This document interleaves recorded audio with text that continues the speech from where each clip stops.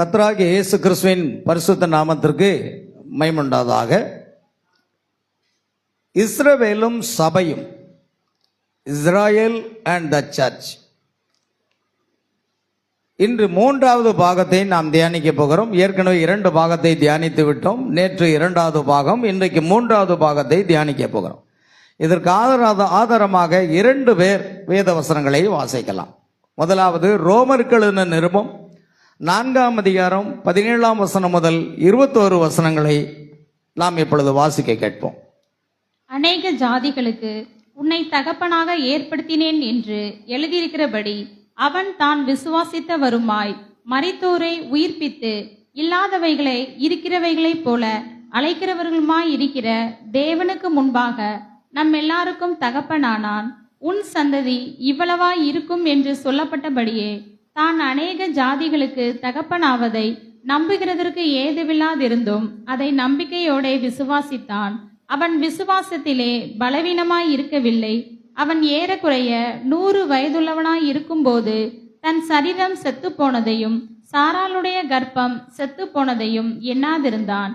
தேவனுடைய வாக்குத்தத்தத்தை குறித்து அவன் அவிசுவாசமாய் சந்தேகப்படாமல் தேவன் வாக்குத்தத்தம் பண்ணினதை நிறைவேற்ற வல்லவராய் இருக்கிறார் என்று முழு நிச்சயமாய் நம்பி தேவனை மகிமைப்படுத்தி விசுவாசத்தில் வல்லவனானான். ஆமென். 2வது ஒரு வேத பாகம் கலாத்தியர்கள் நிருபம் 3ஆம் அதிகாரம் 6 முதல் 9 வசனங்கள். கலாத்தியர் 3:6 முதல் 9 வசனங்கள். அப்படியே ஆபிரகாம் தேவனை விசுவாசித்தான், அது அவனுக்கு நீதியாக எண்ணப்பட்டது.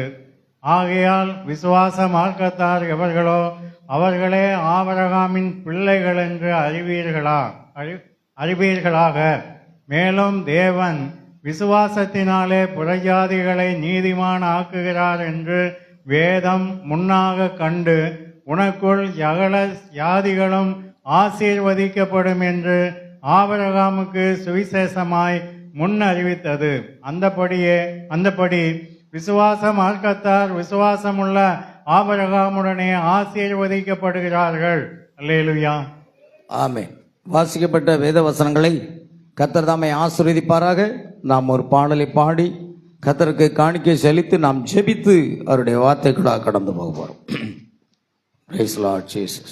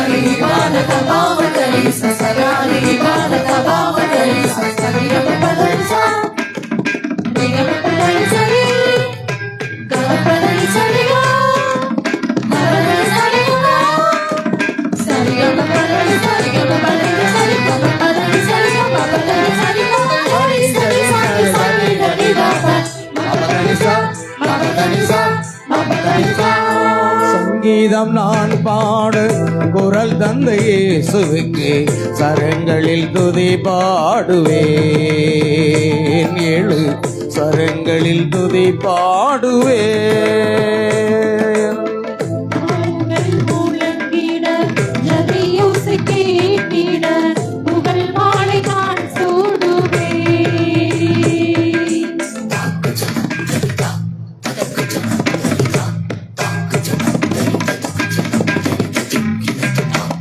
தாளங்கள் முழங்கிட ஜதியோசை கேட்டிட புகழ் மாலை நான் சூடுவேன்.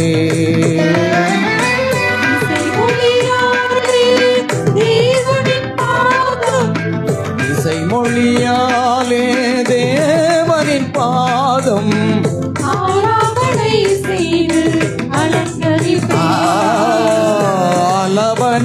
செய்து அலங்கரிப்பேன். சங்கீதம் நான் பாட குரல் தந்த இயேசுவுக்கு சரங்களில் துதி பாடுவேன். ஏழு சரங்களில் துதி பாடுவேன். கைத்தாள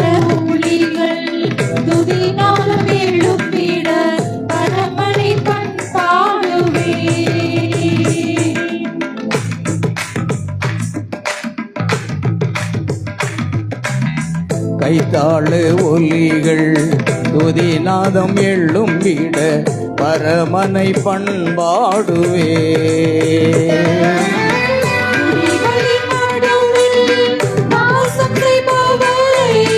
துதிகளின் நடுவில் வாசம் செய்பவரை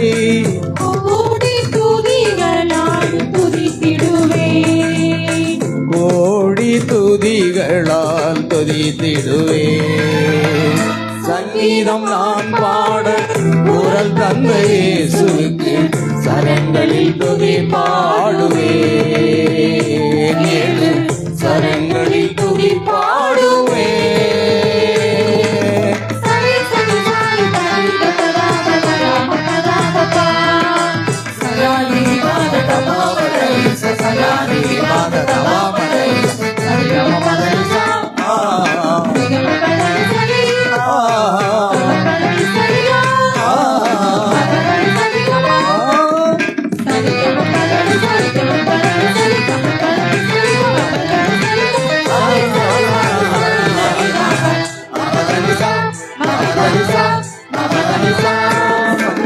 நான் பாட குரல் தந்த இயேசுவுக்கு சரங்களில் துதி பாடுவேன். சரங்களில் துதி பாடுவேன். அல்லேலூயா. நாம் ஜெபிப்போம்.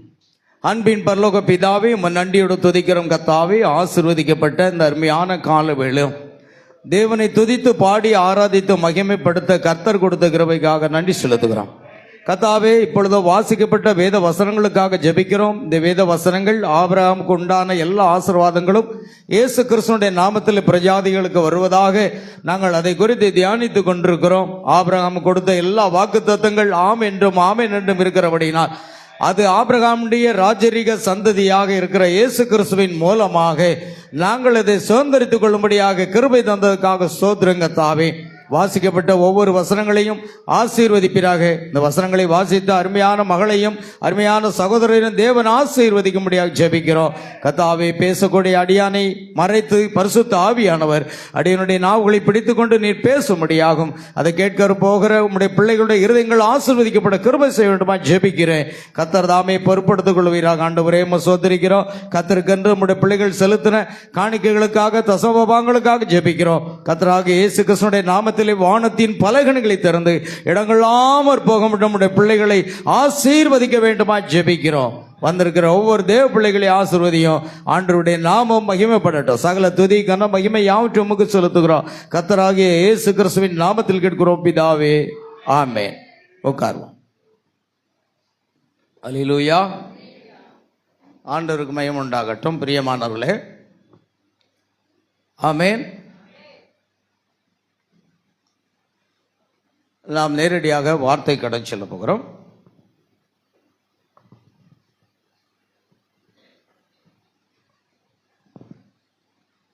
வாசிக்கப்பட்ட இந்த வசனங்கள் இஸ்ரவேலும் சபையும், இஸ்ராயேல் ஆன் த சர்ச் பாகம் 3 பார்ட் 3. அதற்கு ஆதாரமாக நாம் வாசித்த வேத பகுதி ரோமர்கள் எழுதின நிருபம் 4ஆம் அதிகாரம் 17 முதல். கொஞ்சம் குறைச்சு லைட். ஆமென். ரோமர்கள் நிருபம் 4ஆம் அதிகாரம் 17 முதல் 21, கலாத்தியர் 3:6 முதல் 9 வசனங்களை நாம் வாசித்தோம். செய்திக்கு போகலாம். தேவன் ஆபிரகாமுக்கு கொடுத்த அந்த ஆசீர்வாதங்களை குறித்து நாம் பார்க்கிறோம். அநேக ஜாதிகளுக்கு உன்னை தகப்பனாக ஏற்படுத்தினேன் என்று எழுதியிருக்கிறபடி அவன் தான் விசுவாசித்தவருமாய் மரித்தோரை உயிர்ப்பித்து இல்லாதவைகளை இருக்கிறவைகளைப் போல் அழைக்கிறவருமாய் இருக்கிற தேவனுக்கு முன்பாக நம் எல்லோருக்கும் தகப்பனானார். ஆமென். நம்ம எல்லாருக்கும் அவர் தகப்பனார் என்று வேதம் சொல்கிறது. யாருக்கு தகப்பனானான் என்றால், ஆபிரகாமுடைய வம்சத்தில் பிறந்த ராஜரீக சந்ததியாகிய இயேசு கிறிஸ்துவின் மூலமாக விசுவாசத்தை பெற்றவர்களுக்கு தான் தகப்பனானார். இந்த உலகத்தில் உள்ள எல்லா மனிதர்களுக்கும் தகப்பன் அல்ல. ஆமென். அல்லது ஸ்தாபன கிறிஸ்தவர்களுக்கு தகப்பன் அல்ல. யாருக்கு தகப்பன்னா, ஆபிரகாமுடைய சந்ததியில் பிறந்த ஆபிரகாமின் குமாரனாகிய தாவீதின் குமாரனான இயேசு கிறிஸ்துவின் வம்ச வரலாறு. அப்படின்னா காயினுடைய வம்ச வரலாறு அல்ல. அவர்களுக்கு ஆபிரகாம் தகப்பன் என்று கூறுவதை பதில ஆவிக்குரிய ரீதியான தகப்பன் என்பது விசுவாச மார்க்கத்தாரை குறிக்கிறது. ஆமென். கவனிங்க. ஆகையால்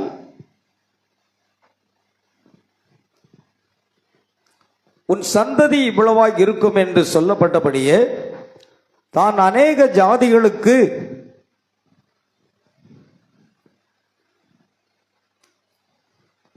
தகப்பனாவதை நம்புகிறதற்கு ஏதுவில்லாத இருந்தும் அதை நம்பிக்கையோடு விசுவாசித்தான். விசுவாசம் என்ற வார்த்தைக்கு என்ன அர்த்தம்? கண்டு விசுவாசிக்கிறவனை விட காணாமல் விசுவாசிக்கிறவன் தான் பாக்கியம். நான் ஏற்கனவே உங்களுக்கு பிரசங்கிச்சிருக்கிறேன். கண்டு விசுவாசிக்கிறது என்னது?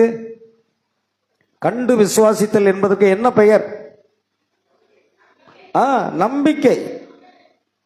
விசுவாசமானது நம்பப்படுகிறவைகளின் உறுதியும் காணப்படாதவைகளின் நிச்சயமா இருக்கிறது. ஆமென். நம்பிக்கை என்பது உலகத்தில் உள்ள எல்லா மனிதர்களுக்கும் பொதுவானது. ஆனா விசுவாசம் என்பது மறுபடியும் பிறந்த ஒரு கிறிஸ்தவனுக்கு உரியது. ரெண்டுக்கு வித்தியாசம் இருக்கு. ஆகியால் உன் சந்ததி இவ்வளவாக இருக்கும் என்று சொல்லப்பட்டபடியே தான் அதை அநேக ஜாதிகளுக்கு தகப்பனாகுவதை நம்புகிறதற்கு ஏதுவில்லாத இருந்தும் அதை நம்பிக்கையோடு என்ன செய்தான்? விசுவாசித்தான். அவன் விசுவாசத்திலே பலவீனமா இருக்கவில்லை. அவன் ஏறக்குறைய 100 வயது உள்ளவனாய் இருக்கும் போது தன் சரீரம் செத்து போனதையும் சாரோளுடைய கர்ப்பம் செத்து போனதையும் எண்ணாதிருந்தான். தேவனுடைய வாக்குத்தத்தத்தை குறித்து அவன் அவிசுவாசமாய் சந்தேகப்படாமல் தேவன் வாக்குத்தத்தம் பண்ணினதை நிறைவேற்ற வல்லவராய் இருக்கிறார் என்று முழு நிச்சயமாய் நம்பி தேவனை மகிமைப்படுத்தி விசுவாசத்தில் வல்லவனாக ஆனான். அதை நாம் கலாத்தியர்ல தொடர்ந்து பார்த்தோம். பவுல் அப்போஸ்தலன் அதை குறித்து எழுதுகிறார். அப்படியே ஆபிரகாம் தேவனை விசுவாசித்தான், அது அவனுக்கு நீதியாக எண்ணப்பட்டது. ஆகையால் விசுவாச மார்க்கத்தார் எவர்களோ அவர்களே ஆபிரகாமின் பிள்ளை என்று அறிவீர்களாக. இயேசு கிறிஸ்து இந்த உலகத்தில் இருக்கும் பொழுது ஒரு வார்த்தை சொன்னார். யோவான் சுவிசேஷத்துல நாம் பார்க்கிறோம். யோவான் சுவிசேஷத்துல நீங்க பார்த்தீங்கன்னா, நாங்கள் ஆபிரகாமுடைய பிள்ளைகளாக இருக்கிறோம் என்று யூதர்கள் சொன்ன பொழுது அவர்களுக்கு ஒரு பதில் சொல்றார்.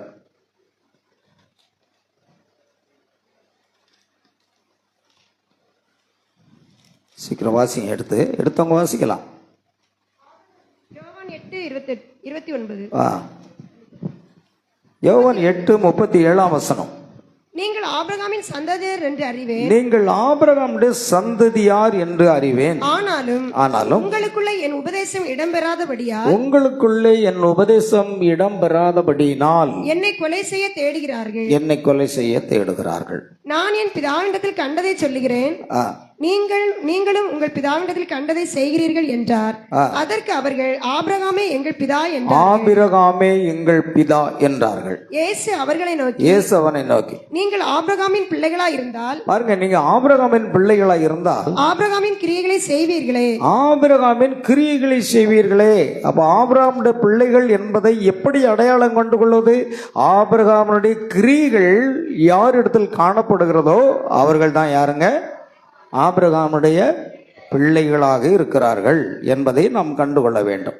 சரி, கவனிங்க, இவர்கள் ஆபிரகாமுடைய சந்ததி தான் என்று நான் அறிவன் என்று இயேசு சொன்னார். நான் நேற்று பிரசங்கித்தது போல ஆபிரகாமுடைய வித்தாக இருக்கக்கூடிய ஆகார் பெற்ற அந்த குமாரன் இஸ்ரவேல். அல்லேலூயா. மன்னிக்கும், இஸ்மவேல் என்பவன் தான் அவன் ஆபிரகாமுடைய ஒரு வித்தா இருக்கணும். ஆமென். ஆனா அவன் வாக்குத்தத்தத்தின் சந்ததி அல்ல. அதே போல ஆபிரகாம் இன்னொரு மனைவியை திருமணம் செய்திருந்தான். அவள் பெயர் கேத்துராள். அவளுக்கு 8 குமாரத்திகள் இருந்திருக்கிறார்கள். அவர்களும் ஆபிரகாமுடைய வித்தாக இருந்தாலும் சரி, அவர்கள் ஆபிரகாமுடைய சந்ததி என்று அழைக்கப்பட்டாலும் கர்த்தர் சொன்ன இந்த சந்ததி அவர்கள் அல்ல. ஈசாக்கின் மூலமாக உன்னுடைய சந்ததி விளங்கும் என்று கர்த்தர் சொன்னார்.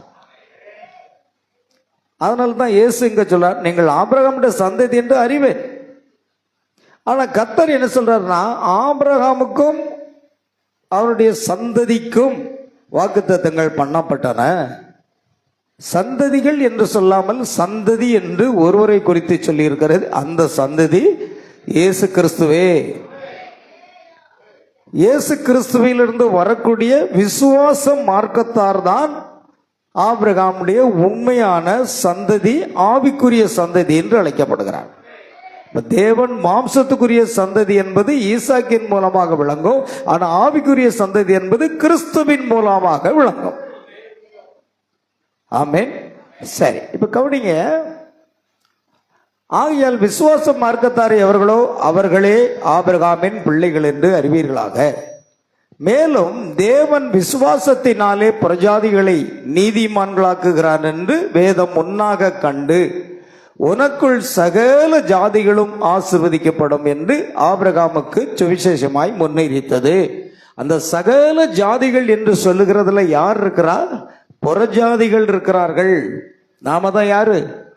3 வம்சம் இருக்கு. நோவாவின் காலத்துக்கு பிற்பாடு 3 வம்சம். ஒன்று சேம், காம், யாப்பேத். சேம் என்றால் யூதர்களையும், காம் என்றால் கானானியர்களை குறிக்கிறதும், அடுத்து யாப்பேத் என்பது புறஜாதிகளை குறிக்கிறது. நாம தான் யாருங்க? புறஜாதிகள். அப்படியானால் புறஜாதிகளுடைய ஆசீர்வாதம் என்பது ஆபிரகாம் இடத்துல கர்த்தர் பேசும்போதே அதை சொல்லுகிறார் பாருங்கள். மேலும் தேவன் விசுவாசத்தினாலே புறஜாதிகளை நீதிமான்களாக்குகிறார் என்று வேதம் முன்னாக கண்டு உனக்குள் சகல ஜாதிகளும் ஆசீர்வதிக்கப்படும் என்று ஆபிரகாமுக்கு சுவிசேஷமாய் முன்னறிவித்தது. சுமார் 4000 ஆண்டுகளுக்கு முன்பாக புதிய ஏற்பாட்டின் சபை தோன்றுவதற்கு சுமார் 4000 ஆண்டுகளுக்கு முன்பாக ஆபிரகாமின் மூலமாக புறஜாதிகளாகிய நாம் ஆசீர்வதிக்கப்பட்டிருக்கிறோம். சகல ஜாதிகளும் ஆசீர்வதிக்கப்படுவார்கள் என்று தேவன் கொடுத்தார். சரி, இப்பொழுது நாம் செல்லலாம். அந்தப்படி விசுவாச மார்க்கத்தார் இப்போ விசுவாசமுள்ள ஆபிரகாமுடனே ஆசீர்வதிக்கப்படுகிறார்கள். கவனிங்க, கடந்த நாளிலே நாம் பார்த்தோம், சபையினுடைய முதலாவது தொடக்கத்தை நாம் கற்றறிந்து கொண்டோம். தேவன் யாருக்கு வாக்குத்தத்தம் கொடுத்து கொண்டிருந்தார்? ஆபிரகாமுக்கு. அவன் நம் எல்லோருக்கும் தகப்பனாய் இருக்கிறான். பாருங்கள், ஈசாக், ஆபிரகாமுடைய அந்த ஈசாக்கின் மூலமாக அந்த மாம்ச சந்ததிக்கு மட்டுமல்ல, ஆவிக்குரிய சந்ததிக்கும் யாரு தான் தகப்பன்? ஆபிரகாம் தான் தகப்பன். நாம் எல்லோருக்கும் தகப்பனானான் என்று எழுதியிருக்கிறது. அல்லேலூயா.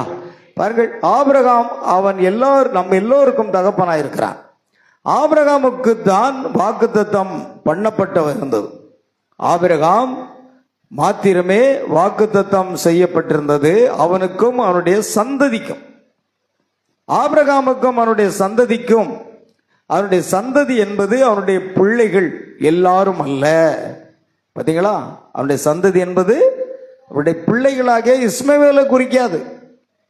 கேத்தூராள் மூலமா பிறந்த அந்த 8 பிள்ளைகளுக்கும் குறிக்காது.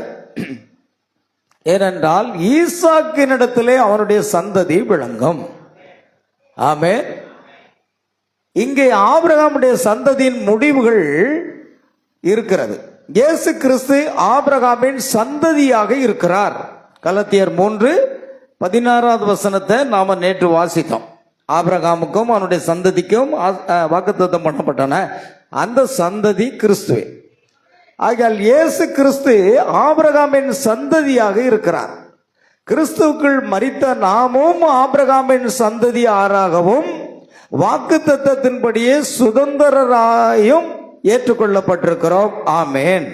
தேவனுக்கு ஸ்தோத்திரம் உண்டாதாக. அல்லேலூயா. சந்தோஷப்படுறீங்களா இல்லையா? நீங்க ஆபிரகாமுடைய பிள்ளைகளுங்க. சரி, ஆபிரகாமுடைய பிள்ளைகள்ங்கிறது எப்படி உறுதிப்படுத்த போறீங்க? ஆபிரகாமுடைய பிள்ளைகள் என்றால் எப்படி உறுதிப்படுத்த போறீங்க? நீங்க ஆபிரகாமுடைய பிள்ளைகள் தான். அதை உறுதிப்படுத்த வேண்டும் அல்லவா? எப்படி? ஆபிரகாமுடைய கிரியைகளை செய்வீர்களே. ஆபிரகாமுடைய கிரியைகள் இல்லை அப்படின்னா அவர்கள் ஆபிரகாமுடைய பிள்ளைகள் அல்ல, ஆபிரகாமுடைய சந்ததி அல்ல, அவர் நமக்கு தகப்பனும் அல்ல. அதைத்தான் இயேசு சொன்னார். நீங்க ஆபிரகாமுடைய பிள்ளைகளா இருந்தா அவருடைய கிரியைகளை செய்வீர்களே. சரி, புறப்பட்டு போன அந்த 10 கன்னிகளை குறித்து சற்று நாம் பார்த்து கடந்து போம். 5 பேர். ஏன்னா நம்ம எதை பார்க்கிறோம்? ஆபிரகாமுக்கும் அவனுடைய கர்ப்பம் திறந்து பிறக்கக்கூடிய எல்லா ஆண்மகனுக்கும் கர்த்தர் ஒரு அடையாளத்தை கொடுத்தார். என்ன அடையாளம்? விருத்த சேதனம் என்ற ஒரு அடையாளம். அது புதிய ஏற்பாட்டில் என்னவா இருக்கிறது? பரிசுத்த ஆவி என்ற அடையாளம். பழைய ஏற்பாட்டில் மாம்சத்துக்குரிய அந்த சந்ததிக்கு விருத்த சேதனம் என்னும் அடையாளம். இன்றைக்கு நமக்கு பரிசுத்த ஆவி என்னும் ஒரு அடையாளம் பார்ப்போம். இப்ப 5 கன்னிகள் என்ன செய்தாங்க? மணவாளனை சந்திக்க புறப்பட்டு போறார்கள். அவர்கள் எல்லாருமே கன்னிகைகளாக இருந்தார்கள். அவர்களில் 5 பேர் புத்தியுள்ளவர்களாக இருந்தார்கள். 5 பேருடைய தீவெட்டிகளில் எண்ணெய் இருந்தது. எண்ணெய் என்பது எதை குறிக்கிறது? பரிசுத்த ஆவியை குறிக்கிறது. பழைய ஏற்பாட்டின் நாட்களிலே ஆரோனையும் ஆசாரியர்களையும் அபிஷேகம் பண்ணுவதற்கு அவர்கள் எதை பயன்படுத்தினார்கள்? எண்ணெயை பயன்படுத்தினார்கள். ஆகையால் எண்ணெய் என்பது பரிசுத்த ஆவிக்கு ஒரு அடையாளம். அவர்கள் எல்லாருமே கன்னிகைகளாக இருந்து நல்லவர்களாக ஜீவித்து சுத்தமான ஜீவியத்தை உடையவர்களாக இருந்தார்கள். நல்ல கவனிக்கணும். அந்த 10 கன்னிகைகளுமே நல்லவர்களாக இருந்தார்கள், சுத்தமானவர்களாக இருந்தார்கள், பரிசுத்தமாக ஜீவிக்கிறவர்களாக இருந்தார்கள். ஒரே ஒரு குறை, புத்தி இல்லாதவர்கள் இடத்துல என்ன இல்லை? எண்ணெய் இருந்தது, குறைவா இருந்தது. போதுமான அளவுக்கு அந்த பரிசுத்த ஆவியினுடைய அபிஷேகம் அங்கு இல்லை, அல்லது பரிசுத்த ஆவியின் மூலமாக வரக்கூடிய வெளிப்பாடு இல்லை. ஆமென். புத்தி உள்ள கன்னிகளுக்கு போதுமான அளவுக்கு எண்ணெய் இருந்தது, பரிசுத்த ஆவியின் மூலமாக வரக்கூடிய வெளிச்சம் இருந்தது, வெளிப்பாடு இருந்தது. சரி, கவனிங்க. நல்லது சகோதரனே, நான் நடன நிகழ்ச்சிகளுக்கும் காட்சிகளுக்கும் போவதில்லை என்று கூறலாம். அது வெறுமனே நல்ல நடத்தைக்குரிய காரியமாக உள்ளது. அங்கே இயற்கைக்கு மேம்பட்ட ஒரு காரியம் இல்லாவிட்டால், நீங்கள் சத்தமிட்ட காரணத்தினாலோ, நீங்கள் அந்நிய பாஷைகளை பேசுகிற காரணத்தினாலோ, நீங்கள் மேலும் கீழும் குதித்த காரணத்தினாலோ, நீங்கள் இதை செய்த காரணத்தினாலோ அல்ல. நல்ல கவனிக்கணும். ஆனால் இங்கே உங்களை மாற்றுகிறதும் வைக்கிறதுமான இயற்கைக்கு மேம்பட்ட ஏதோ ஒன்று சம்பவித்திருக்கிறது. அதுதான் காரியம். நீங்கள் தேவனுக்குள் முத்திரையிடப்பட்டிருக்கிறீர்கள், நீங்கள் நங்கூரம் பாய்ச்சப்பட்டிருக்கிறீர்கள். அதுதான் சரியானது. பாருங்க, நல்ல நடத்தை என்பது வேற. ஒருத்தன் தன் வாழ்க்கையில புகைப்பிடிக்க மாட்டான், மது அருந்த மாட்டான், திருட மாட்டான், எல்லாருக்கும் நன்மை செய்வான். இது நல்ல நடத்தை. ஒரு மனிதன் எவ்வளவு நல்ல நடத்தை உள்ளவனாய் இருந்தாலும் கூட அவன் பரலோகம் செல்ல முடியாது. ஏனென்றால் அவன் சிலுவையில் அறையப்பட்ட இயேசுவை அவன் ஏற்றுக்கொள்ளவில்லை. ஆனால் நல்ல நடத்தை இருக்கிற. அதே போலதான் புத்தி இல்லாத கன்னிகள் பரிசுத்தமா ஜீவித்தார்கள். அவர்கள் நல்லவர்கள் தான். ஆனாலும் மணவாளன் வரும்போது மணவாளனோடு கல்யாண வீட்டிற்குள் பிரவேசிக்காமல் அதை இழந்து போய் விடுகிறார்கள். ஆமென். நல்லது. உங்களுக்கு அதில் விசுவாசம் இல்லையா? சத்தமிடுவதை நான் விசுவாசிக்கிறேன், இந்த எல்லா காரியங்களையும் நான் விசுவாசிக்கிறேன். ஆனால் அது அது அதன் பதில் அல்ல. பாருங்கள், மெத்தடிஸ்டுகள் தாங்கள் சத்தமிட்ட போது அதை கொண்டிருந்ததாக எண்ணியிருந்தார்கள். ஆனால் அவர்கள் தவறாக இருந்ததை கண்டுவிட்டார்கள். பாருங்க, அதிகமான சத்தம், கைகளை வேகமாக அடித்து ஆமேன் அல்லேலூயான்னு சொன்னா பரிசுத்த ஆவி பெற்றதாக ஜனங்கள் கருதுகிறார்கள். ஆனால் அப்படித்தான் நாங்கள் நினைத்திருந்தோம்.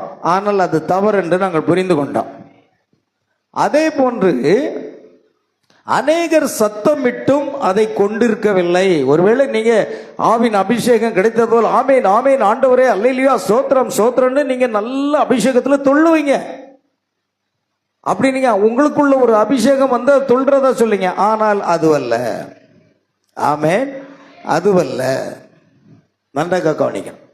பெந்தகோஸ்தேக்காரர்களும் கூடவே வந்து அந்நிய பாஷைகளில் பேசி நாங்கள் அதை பெற்றுவிட்டோம் என்று கூறினார்கள்.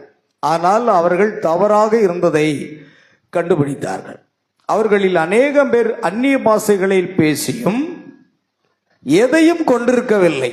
நான் மனுஷர் பாஷையும் தூதர் பாஷையும் பேசினாலும் அன்பு எனக்கு இராவிட்டால் எனக்கு பிரயோஜனம் இல்லை. அப்ப இங்க பாருங்க, மனுஷர் பாஷை பேசலாம், தூதர் பாஷை பேசலாம், பிசாசுகளை துரத்தலாம், நல்ல குணங்கள் இருக்கலாம். ஆனால் அன்பு என்ற ஒன்று இல்லாவிட்டால், அன்பு என்றால் என்ன? அது தேவன். தேவன் அன்பாகவே இருக்கிறார். அவர் பரிசுத்த ஆவியாக இருக்கிறார். ஆகையால் அன்பு என்ற ஒன்று இல்லாதவர்கள் அதை பெற்றுக்கொள்ளவில்லை. மற்ற எல்லா நல்ல காரியமும் அவரிடத்தில் இருக்கலாம். மனுஷர் பாஷைகளை பேசலாம், தூதர் பாஷைகளை பேசலாம், தீர்க்க தரிசனம் உரைக்கலாம், பிசாசுகளை துரத்தலாம். அதனால பரிசுத்த ஆவி அவர்கள் பெற்றிருக்கிறார்கள் என்று அர்த்தம் அல்ல. இல்ல அந்நிய பாஷை பேசுகிறதுனால அவர்கள் பரிசுத்த ஆவி பெற்றிருக்கிறார்கள் என்று அர்த்தம் அல்ல. பரிசுத்த ஆவியின் அபிஷேகம் பெற்றவர்கள் ஆவியின் நிறைவு வரும் பொழுது அந்நிய பாஷை பேசுவார்கள் என்பது உண்மைதான். ஆனால் அந்நிய பாஷை மாத்திரமே பரிசுத்த ஆவி பெற்றதற்கு அடையாளம் அல்ல. ஆமென். அந்நிய பாஷை பேசுறது, அந்நிய பாஷை என்பது ஒரு வரம். ஆனா பரிசுத்த ஆவி என்பது தேவனாக இருக்கிறது. அல்லேலூயா. அநேகர் வரங்களை பெற்றிருக்கலாம். அதான் அடிக்கடி நாம சொல்லுவோம் பிரசங்கத்துல, ரோமர் 11:29 for the gifts and callings of God are without repentance. மனம் திரும்ப தேவனுடைய கிருபை வரங்களும் அவர் அழைப்போம் மாறாதீர்கள். ஆனா ஆங்கிலத்தில் அப்படி சொல்லல. For the gifts and callings of God are without repentance. மனம் திரும்பாதவர்களுக்கு கூட என்ன கிடைக்கும்? வரங்கள் கிடைக்கும். ஏன் யூதாஸுக்கு வரம் இல்லையா? யூதாஸ் போய் பிசாசுகளை துரத்துகிறான். அவன் பரிசுத்த ஆவி பெற்றுக்கொண்டவனா? இல்லை. அவன் பிசாசுகளை துரத்து ஆண்டவரே உம்முடைய நாமத்தை சொல்லும் பொழுது பிசாசு எங்களுக்கு கீழ்ப்படுகிறது என்று சொன்னான். ஆனா பரிசுத்த ஆவியை பெற்றுக்கொள்வதற்காக பெந்தகோஸ்தே நாளுக்கு முன்பாகவே அவன் நான்கு கொண்டு செத்து போனான். புரிகிறதா? அப்படின்னால பரிசுத்த ஆவியின் அபிஷேகம் வேற, அந்நிய பாஷை வேறு. சத்திய ஆவியானவரை பரிசுத்த ஆவியானவர் நீங்கள் பெற்றுக்கொண்டால் சத்திய ஆவியானவர் உங்களை என்ன செய்வாரா? சகல சத்தியத்துக்குள்ளேயும் நடத்துவார். அதுதான் அடையாளம். கவனிங்க. ஆகையால் அந்த காரணத்தினால் தான் முழு உலகமும் அதனாலேயும் மற்ற காரியத்தின் மூலமாக வஞ்சிக்கப்பட்டிருக்கிறது. அது ஒரு வஞ்சிக்கிற ஒரு காரியம். மாம்சீகமான எந்த ஆர்ப்பாட்டமோ அல்லது மன கிளர்ச்சியோ அல்ல. ஆனால் உங்களுடைய முழு கருத்தையும் உங்களுடைய முழு சுபாவத்தையும் மாற்றுகிற இங்கே உள்ள சம்பவித்திருக்கிற ஏதோ ஒன்று. அப்பொழுது நீங்கள் மனமாற்றம் அடைந்திருக்கிறீர்கள். நீங்கள் அல்ல, ஆனால் கிறிஸ்து உங்களுக்குள்ளே வந்து உங்களை மாற்றி இருக்கிறார். பழைய மனுஷனில் உங்களுடைய சுபாவம் மரித்து விட்டது.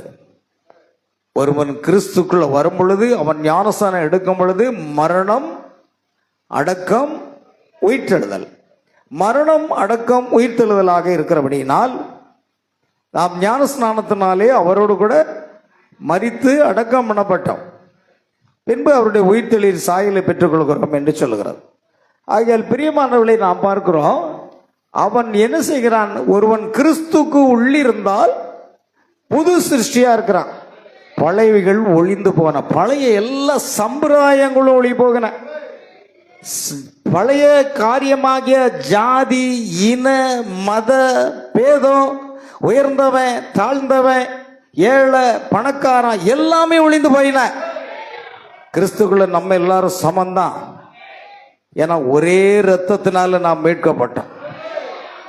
இது இன்னும் ஒளியிலன்னா நீங்க இன்னும் மறுபடியும் பிறக்கல. உங்களிடத்துல இருக்க ஜாதி வெறி, மத வெறி, இன வெறி, இது எல்லாம் ஒளியலன்னு வச்சிடுங்க. இன்னும் நீங்க மறுபடி பிறக்கலன்னு அர்த்தம். ஏன்னா ஒருத்தன் மறுபடியும் பிறந்து ஆவியில பிறந்து கிறிஸ்துக்குள் இருந்தால் அவன் புது சிருஷ்டியாக மாறி விடுகிறான். பழையவைகள் ஒளிந்தன, எல்லாம் புதிதாயன. அதுதான் மறுபிறப்பு. மறுபிறப்புன்னா இந்த மாம்ச பிறப்புக்கும் அதுக்கு என்ன இல்ல, சம்மதமே இல்லை. இது ஆவிக்குரிய பிறப்பு. ஆமென். ஆகையால் அவன் மறுபடியும் பிறந்திருக்கிறீர்கள், நீங்கள் ஒரு புதிய மனுஷனாயிருக்கிறீர்கள். அவர்கள் ஆபிரகாமின் சந்ததி ஆரானாலும் அவர்கள் பிள்ளைகள் அல்லவே. ஈசாக்கினிடத்தில் உன் சந்ததி விளங்கும் என்று சொல்லியிருக்கிறதே, அது எப்படி என்றால் மாம்சத்தின்படி பிள்ளைகளானவர்கள் தேவனுடைய பிள்ளைகள் அல்ல. ஆமென். வாக்கு தத்தத்தின்படி பிள்ளைகளானவர்களே அந்த சந்ததி என்று எண்ணப்படுகிறார்கள். வாக்கு தத்தத்தின்படி பிள்ளைகளானவர்கள் என்ன வாக்கு தத்தம் கொடுக்கப்பட்டது? அது எவ்விதமான ஒரு வாக்கு தத்தம்? உலக தோற்றத்துக்கு முன்பே தேவன் அதை வாக்கு தத்தம் பண்ணிவிட்டார். அவர் அவர்களை அழைத்தார். அதுதான் சந்ததி. நீங்கள் இதை விட்டுவிட்டதின் காரணமாகவோ, அதை விட்டுவிட்டதின் காரணமாகவோ, பொய் பேசுவதை விட்டுவிட்டதின் நிமித்தமாகவோ, திருடுவதை விட்டுவிட்டதின் நிமித்தமாகவோ, புகைப்பிடிப்பதை விட்டுவிட்டதின் காரணமாகவோ, அது வெறுமனே நல் நடத்தைக்குரிய செயல்களாக இருக்கின்றன. சில பேர் சாட்சி சொல்லுவாங்க, நான் புகைப்பிடித்து கொண்டிருந்தேன், இப்ப நான் புகைப்பிடி விட்டுட்டேன். நல்லது. ஆமென். நான் திருடுகிறவனா இருந்தேன், இப்ப திருட்டுத்தனத்தை விட்டுட்டேன். என்னுடைய தவறான கெட்ட பழங்கள் என்னை விட்டு போயிட்டது. நல்லது சகோதரனே, நீங்கள் சற்று நல்ல நடத்தையாக மாற்றப்பட்டிருக்கிறீர்கள். ஆமென். இது ஒரு நல்ல நடத்தை. ஆனால் இது இயேசு கிறிஸ்து இல்லாமலேயே உலகத்தார் அதை செய்ய முடியும். புரியுதா? கிறிஸ்தவன் தான் புகைப்பிடிக்கிறத விடுறதும், மது இருந்துறத விடுவதும், அல்லது களவு செய்யறதை விடுவதும், இப்படி தவறான செயல்களை விடுவதும் கிறிஸ்தவன் தான் செய்ய முடியும் என்றல்ல, உலகத்தார் கூட அதை செய்வார்கள். உலகத்தார்ல நல்ல நடத்தை கொண்ட மனிதர்கள் இல்லையா? புகைப்பிடிக்காதவர்கள் இல்லையா? மது அருந்தாதவர்கள் இல்லையா?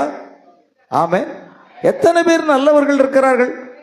அப்ப இந்த நல்ல நடத்தையின் மூலமாக நாம் பரலோகம் செல்லுகிறோம் என்று சொன்னால், அப்படின்னா அந்த ஜனங்களும் விக்கிரகத்தை வழிபாடுகிறது செய்கிறவர்களே அநேகர் நல்ல நடத்தை உடையவர்களாக இருக்கிறார்களே, அவர்களும் செல்வார்களவா? இல்லை. நமக்காக இரத்தம் சிந்தி நம்முடைய பாவங்களை மீட்டு ரட்சிப்பதற்காக உலகத்திலே தம்மை தாமை வெறுமையாக்கிய அடிமையின் ரூபம் எடுத்து வந்தவர் அந்த இயேசு கிறிஸ்துவை விசுவாசித்து ஏற்றுக்கொண்டு அவருடைய இரத்தத்தினால் எனக்கு பாவமன்னிப்பாக மீட்பு உண்டாயிருக்கிறது என்று யார் விசுவாசிக்கிறாங்களோ அவங்க தான் ரட்சிக்கப்பட்டோம். ஆமென். கவனிக்கணும். ஆகையால் நல் நடத்தை என்பது நல்லது. ஒழுக்கம் அவசியம், எல்லாமே அவசியம்.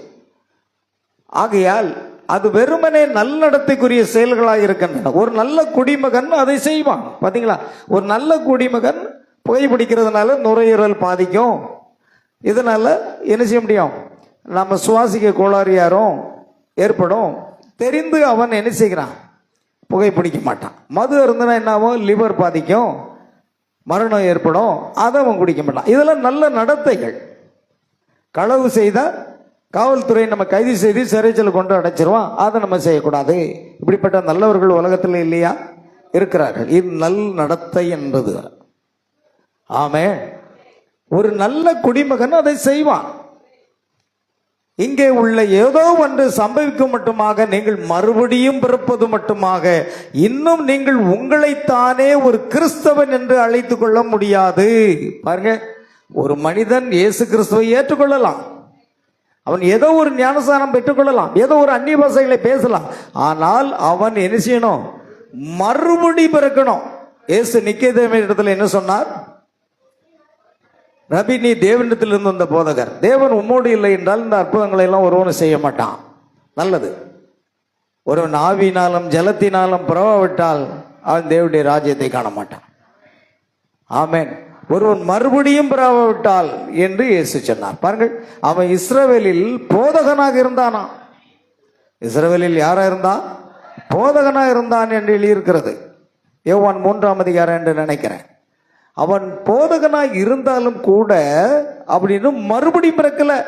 அதே போன்று இன்னைக்கு அநேக ஸ்தாபன போதகர்கள் மறுபடியும் பிறக்காத போதகர்கள் இருக்கிறார்கள் என்பதை புரிந்து கொள்ள வேண்டும்.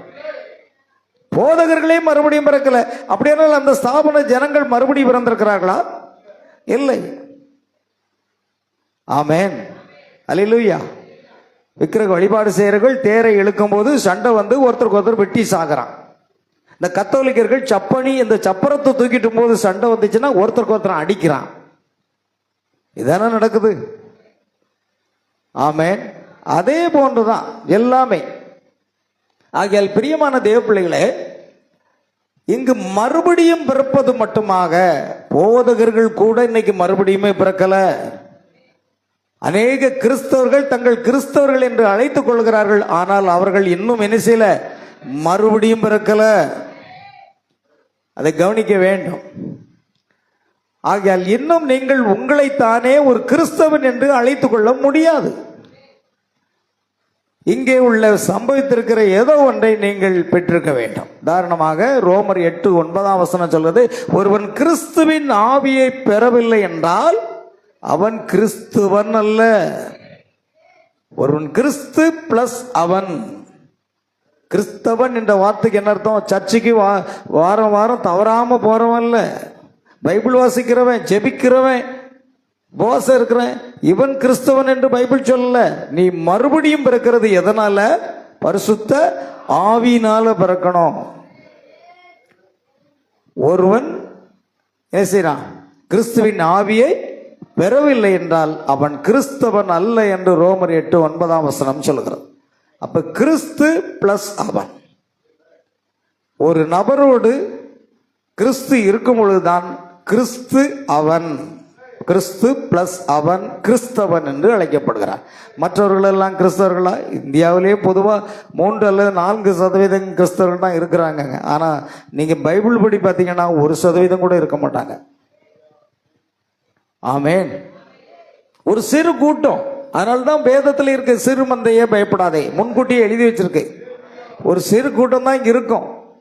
ஏன்னா கேட்டுக்கு போகிற வாசல் வழி விசாலும் அதன் வழியா பிரவேசிக்கிற அநேகர், ஜீவனுக்கு போகிற வாசல் வழி இடுக்கும் நெருக்கும், அதை கண்டுபிடிக்கிறவர்கள் சிலர்.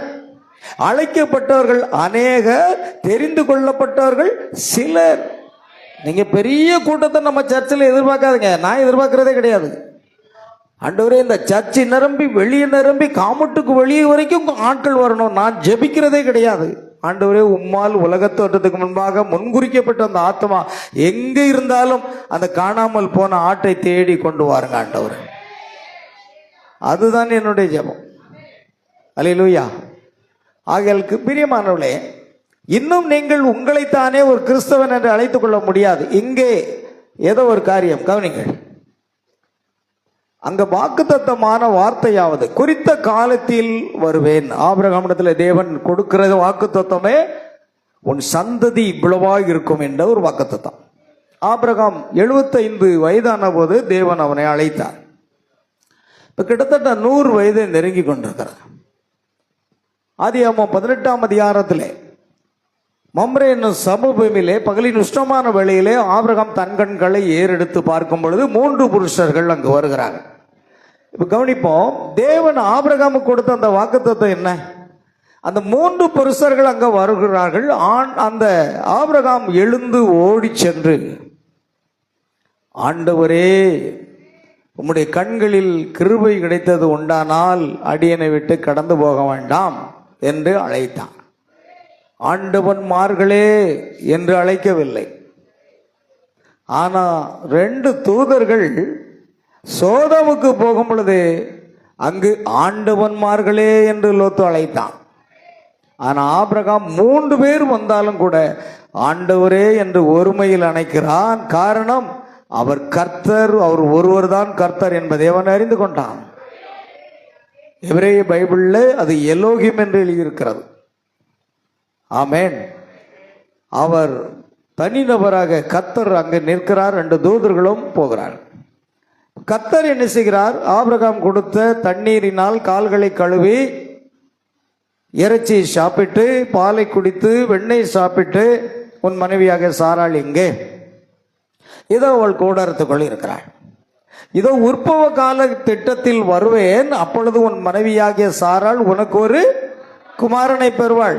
தேவன் ஏற்கனவே வாக்குத்தத்தம் பண்ணியிருக்கிறார். அந்த வாக்குத்தத்தத்தின் அடிப்படையில் உன் மனைவியாக சாராள் ஒரு குமாரனை பெறுவாள். ஆமென்.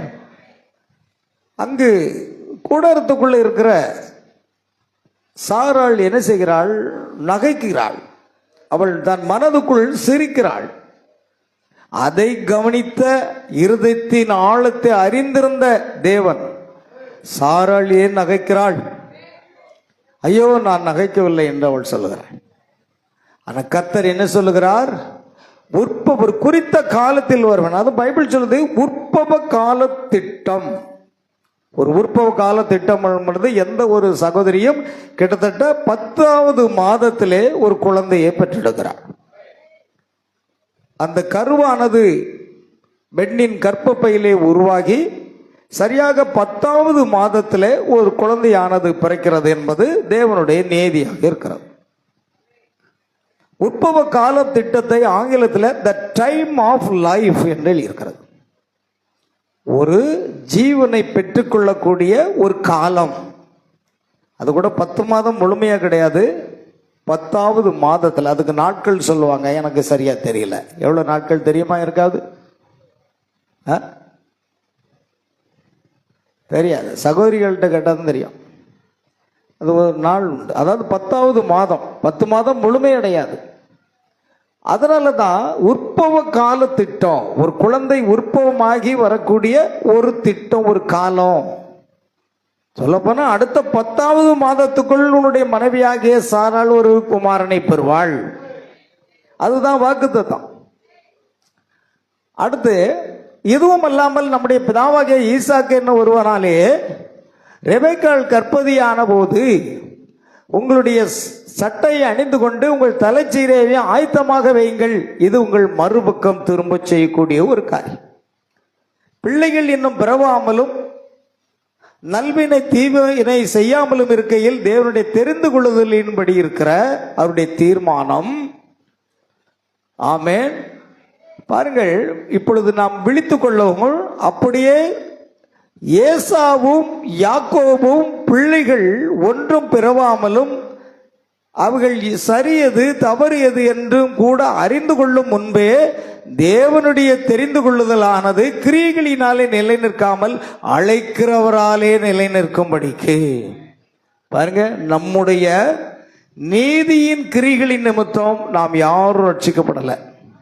நீ எவ்வளவு நல்லவர்களாக இருக்கிறீர்கள் என்று ஆண்டவர் உன்னை காண்பதில்லை. ஆமென். அவருடைய அழைப்பு என்பது உங்களிடத்திற்கு வரணும். அவருடைய தெரிந்து கொள்ளுதல் தேவை, அவருடைய முன்குறித்தல் தேவை. ஆமென். நாம் எப்படிப்பட்ட ஒரு பாவியாக இருந்தாலும் தேவன் நம்மை நிபந்தனையின்றி நம்மை அழைக்கிறார். நம்முடைய நீதியின் கிரியைகளின் நிமித்தமாக நாம் ஒரு கால என்ன செய்யல, ரட்சிக்கப்படவில்லை என்பதை நீங்கள் அறிந்து கொள்ள வேண்டும். கவனிங்க, அழைக்கிறவள் கிரியைகளினாலே நிலை நிற்காமல் அழைக்கிறவராலே நிலை நிற்கும்படிக்கு நீங்கள் ரட்சிக்கப்படும்படிக்கு மாம்சம் புசிப்பதை விட்டு விட்டீர்கள் என்று நினைத்தேன். உங்களுக்கு அதனோடு எந்த சம்பந்தம் இல்லை. நீங்கள் ரட்சிக்கப்பட்டால் உலக தோற்றத்துக்கு முன்பே தேவன் உங்களை அழைத்து உங்களை ரட்சித்திருக்கிறார். எப்பொழுது ரட்சிக்கப்பட்டீங்க? நேற்று நாம் பார்த்தோம். நீங்க எப்பொழுது ரட்சிக்கப்பட்டீங்க? உலக தோற்றத்துக்கு முன்பாக. நீங்க யாராவது பிறந்த நாளை கொண்டாடுறீங்க, நாளை என்னுடைய பிறந்த நாள், நான் கேக்கு ஆர்டர் செய்திருக்கிறேன், நான் வாங்கி எதை விட்ட போகிறேன்னு சொல்கிறீங்க. நண்பர்களை உறவினர்களையும் அழைக்கிறீங்க, நல்லது. அந்த பிறந்த நாள் உங்களுக்கு சரியாக தெரியும். அடுத்து இன்னொன்று, நீங்கள் ஞானஸ்தானம் பெற்ற அந்த நாளும் உங்களுக்கு சரியாக தெரியும். சில பேருக்கு ஞானஸ்தானம் பெற்ற நாளே தெரியாது. நான் சொல்கிறேன் விசுவாசத்தில். ஆமென். அல்லேலூயா. நீங்கள் எப்போ ஞானஸ்தானம் எடுத்தீங்க அப்படின்னு கேளுங்க. 2 வருஷத்துக்கு 10 வருஷம் இருக்குன்னு நினைக்கிறேன். அப்படியே ஒன்றும் தெரியாது. எவ்வளோ முக்கியமான ஒரு நாள் தெரியுமா அது? அது இயேசு கிறிஸ்துவோடு கூட மரித்து, இயேசு கிறிஸ்துவோடு கூட அடக்கம் பண்ணப்பட்டு, இயேசு கிறிஸ்துவோடு கூட எழுந்த ஒரு மகத்துவமான நாள். அதனால தான் வருகிற செப்டம்பர் 10ஆம் தேதி என்னுடைய மனைவி 2 பேருமே நாங்கள் கர்த்தராகிய இயேசு கிறிஸ்துவின் நாமத்தினாலே ஞானஸ்நானம் பெற்ற நாள். அன்றைக்கு சிறப்பு கூட்டம், சிறப்பு விருந்து கண்டிப்பாக உங்களுக்கு உண்டு. நீங்கள் தான் தேதியே மறந்துட்டீங்களா, அப்புறம் எங்கே சிறப்பு கூட்டம் வைக்க போறீங்க? அதுதான் முக்கியமான நாள். கிறிஸ்மஸ் அல்ல. கிறிஸ்மஸ் என்ற பண்டிகையே அஞ்ஞான பண்டிகை. சரி, நம்ம அங்கே போக வேண்டாம், இங்கே தரும்.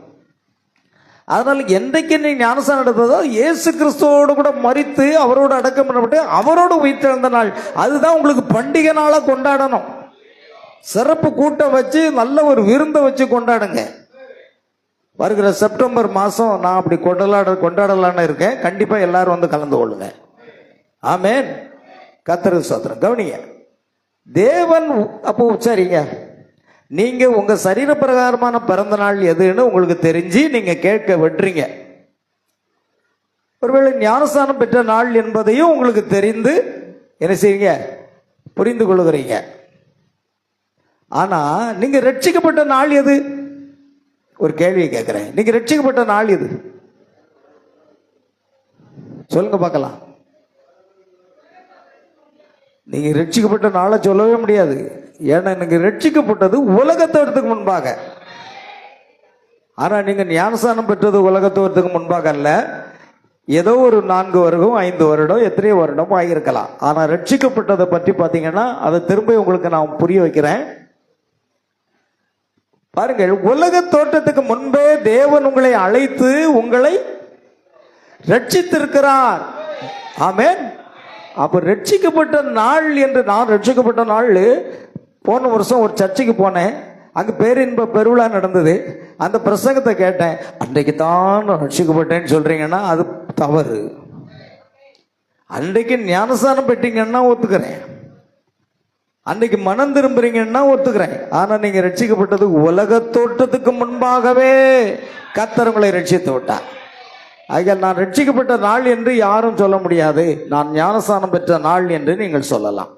சரிதானா? சரி, கவனிங்க. ஆகிய எழுதியிருக்கிறபடியே மூத்தவன் இளைவனுக்கு ஊழியம் செய்வான் என்று அவளுடைய சொல்லப்பட்டபடியே அப்படியே யாக்கோபை சிநேகித்து ஏசாவை வெறுத்தேன் என்று எழுதியிருக்கிறது. பிள்ளைகள் எதுவும் பிறவாததற்கு முன்பே பாருங்க, இவர் 2 பேருமே பிறக்கல. அதுக்கு முன்னாலே தேவன் சொல்லுகிறார் அவருடைய பேர் என்னன்னு தெரியும். உங்க பேரு நீங்க பிறக்கிறதுக்கு முன்பாகவே தேவனுக்கு தெரியும். ஆமென். அல்லேலூயா. பாருங்க, அது மிக முக்கியம். அதனால அங்க பார்க்கிறோம், அவர்கள் பிறப்பதற்கு முன்பாகவே தேவன் நான் யாக்கோபை சிநேகித்து ஏசாவை வெறுத்தேன்.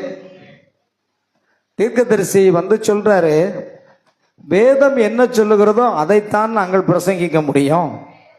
ஆனா நீங்க சிந்திக்க கூடாது. அது எப்படி? ஏசா தானே நல்லவன்.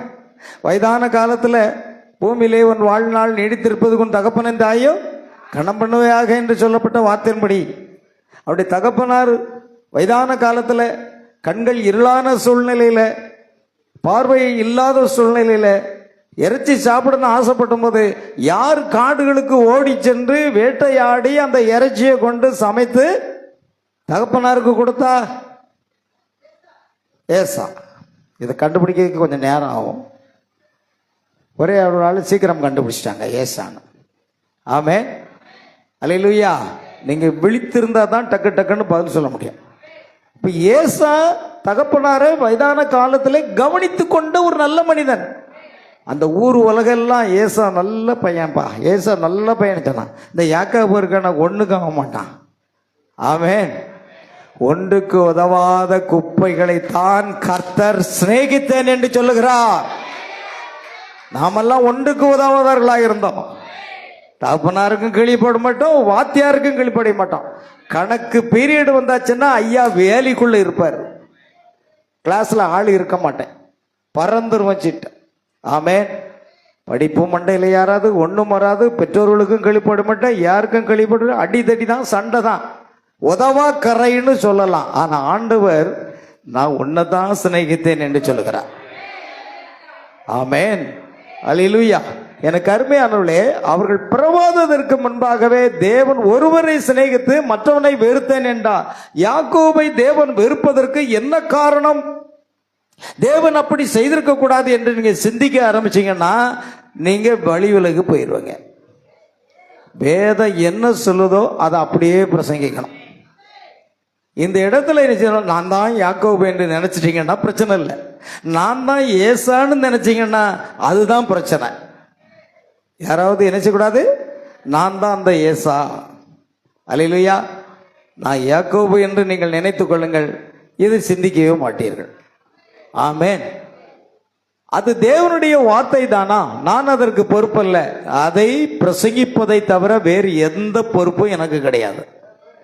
தீர்க்கதரிசி என்ன சொல்றாருன்னா, அது தேவனுடைய வார்த்தை இப்படித்தான் இருக்குமா? நல்லவனை தான் ஆண்டவர் வெறுப்பாரா? கெட்டவனை தான் ஆண்டவர் சிநேகிப்பாரா? அதை பற்றி எனக்கு கவலை இல்லை. நான் வார்த்தை என்ன செய்யணும்? பிரசங்கிப்பது தான். அதை தவிர எனக்கு வேற எந்த பொறுப்பும் கிடையாது. ஒரு ஊழியக்காரன் பைபிள் என்ன சொல்லுதோ அதை அப்படியே பிரசங்கிக்க வேண்டும். தேவன் எதற்காக அந்த காரியத்தை செய்கிறார் என்பது அவருக்கு தான் தெரியும். இப்பொழுது தெரிந்து கொள்ளுதல் என்பது நீங்கள் செய்ய வேண்டியிருந்த எதுவும் அல்ல. ஆண்டவர் என்னை தெரிந்து கொள்ளணும்னா நான் என்ன செய்யணும்? அப்படி யாராவது கேட்குறீங்களா? ஆண்டவர் என்ன தெரிந்து கொள்ளணும், என்ன பெயர் சொல்லி அழைக்கணும், என்னை ரட்சிக்கணும், என்ன பரிசுத்தாவில் நிரப்பணும் அப்படின்னா நான் என்ன செய்யணும்? நீங்கள் செய்ய வேண்டியது ஒன்றுமே இல்லை. ஏன்னா தேவன் எந்த தகுதியும் இல்லாத நம்மை அவர் பெயர் சொல்லி அழைக்கிறார். அதுதான் உலக தோற்றத்துக்கு முன்பாக அவர் நம்மை முன்குறித்திருக்கிறார் என்று அர்த்தமாகிறது. கவனிங்க பிரியமானவர்களே, நீங்கள் செய்ய வேண்டியது எதுவும் அல்ல. அது தேவன் என்ன செய்திருக்கிறார் என்பதாக உள்ளது. தேவன் அதை உங்களுக்காக கிறிஸ்துவுக்குள் உலக தோற்றத்துக்கு முன்பே செய்து விட்டார். பாருங்க, பைபிள் சொல்லுது, ரோமர் 8:29-30 விடையே அநேகருக்கு தெரியாது. எனக்கும் கூட, நான் பெந்தகோஸ்தை சபையில ஒரு உதவி ஊழியக்காரனா இருந்தேன். எனக்கு அப்பொழுது இந்த வசனத்துல என்னவென்றே தெரியாது. ஆனா இந்த கடைசி காலத்துக்குரிய சத்தியத்தின் பாதையில வரும்பொழுதுதான் கர்த்தர் எவர்களை முன் அறிந்தாரோ. முன் அறிதல் என்ற வார்த்தைக்கு என்ன தெரியுமா? நாம் எந்த ஆண்டு, எந்த தாய் தகப்பனுக்கு, எந்த மாதத்துல, எந்த நாளில, எத்தனை மணிக்கு பிறப்போம் என்பதை தேவன் முன்கூட்டி அறிந்திருந்தார். அதுதான் முன் அறிதல். தேவன் முன்னறிந்து பின்பு நம்மை முன் குறித்து பின்பு நம்மை அழைத்து நம்மை நீதிமானாக்கி நம்மை மகிமைப்படுத்தியும் இருக்கிறார். அவர் சிந்தையில எல்லாம் முடிஞ்சு போச்சு. ஆமென். பாருங்க, அதை நீ நல்லா புரிஞ்சுக்கணும். அதனால ஆகையால் கவனிங்க, பிதா எனக்கு கொடுத்திருக்கிற யாவும் என்னிடத்தில் வரும். இந்த இடத்துல பிதா எனக்கு கொடுத்திருக்கிற யாவும், இது நீங்க ஆங்கில பைபிள்ல பாத்தீங்கன்னா பிதா எனக்கு கொடுத்த அப்படின்னு வரும். தமிழ்ல பாருங்க, எடுப்பா டக்குன்னு.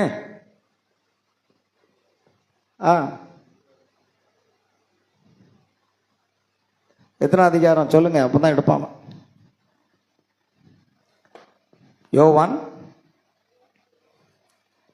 யோவான் சுவிசேஷம் 6ஆம் அதிகாரம் 45ஆம் வசனம், 44 இல்லை, அது இல்லையோ?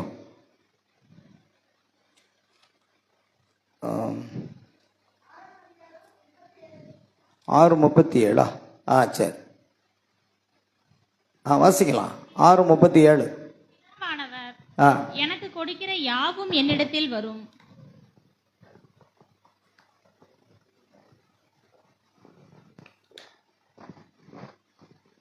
தமிழ் பைபிள் என்ன சொல்லுது பாருங்க, பிதாவானவர் எனக்கு கொடுக்கிற யாவும் என்னிடத்தில் வரும்.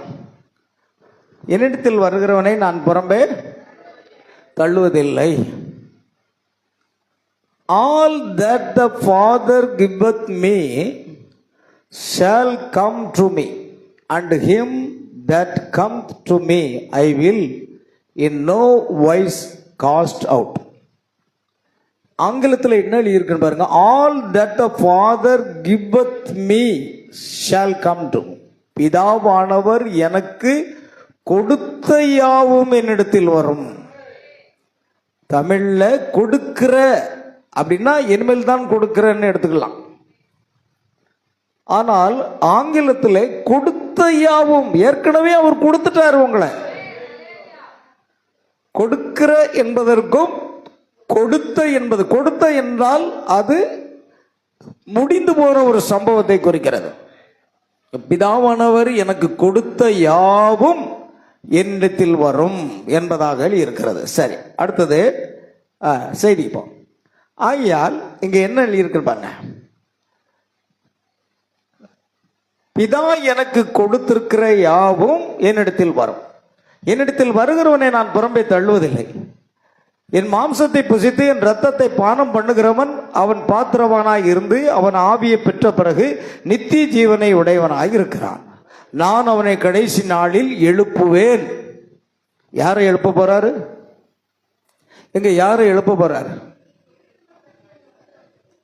உலகத் தோற்றத்துக்கு முன்பாக முன்குறித்து ஏற்கனவே ரட்சித்த ஒருவன் இப்பொழுது பாவத்தில் இருக்கிறான், உலக பிரகாரமான காரியத்தில் இருக்கான். ஆனா கடைசி நாளில் அவனை என்ன செய்வேன்? எழுப்புவேன். புரியுதா? நான் சொல்ற காரியம் உங்களுக்கு புரியுதா புரியலையா? ஆமென். பாருங்கள், என் மாம்சத்தை புசித்து என் இரத்தத்தை பானம் பண்ணுகிறவனுக்கு நித்திய ஜீவன் உண்டு.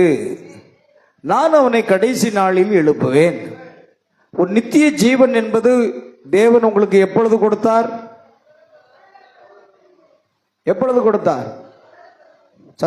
தைரியமா சொல்லுங்க. நேத்து தானே பிரசங்கம் பண்ணேன். உலக தோற்றத்துக்கு முன்பாக நீங்கள் கிறிஸ்துக்குள் இருக்கும் பொழுது அவர் உங்களை தெரிந்து கொண்டார். தமக்கு முன்பாக அன்பில் பரிசுத்தம் உள்ளவர்களும் குற்றம் இல்லாதவர்களாக இருக்கும்படிக்கு அவர் நம்மை உலக தோற்றத்துக்கு முன்பே கிறிஸ்துக்குள் தெரிந்து கொள்ளபடி என்று எபேசியர் 1:4 சொல்லுகிறது. அப்போ உலக தோற்றத்துக்கு முன்பாகவே தேவன் நம்மை ரட்சித்து நம்மை அவருக்குள்ள வைத்திருக்கும் பொழுது, அல்லேலூயா, அது முக்கியமான காரியம். ஆகையால் கடைசி நாளில் நான் என்ன செய்வேன் அப்படின்னா, அந்த முன்குறிக்கப்பட்ட ஆத்மா இன்றைக்கு எவ்வளவு பெரிய பாவத்தில் இருந்தாலும் சரி, நான் அவனை என்ன செய்வேன்? எழுப்புவேன். அவன் குடிகாரனா இருக்கலாம், கொலைகாரனா இருக்கலாம், அவன் எப்படிப்பட்ட ஒரு நபராக இருந்தாலும் அதை பற்றி தேவனுக்கு கவலை இல்லை. ஏனென்றால் அவனை முன்குறித்திருந்தார். ஒரு காரியம் எனக்கு நினைக்கிறது. சிவகாசியில் சீர்காழி என்ற இடத்துல என்னை அழைத்து ஒரு கூட்டம் வைத்தாங்க.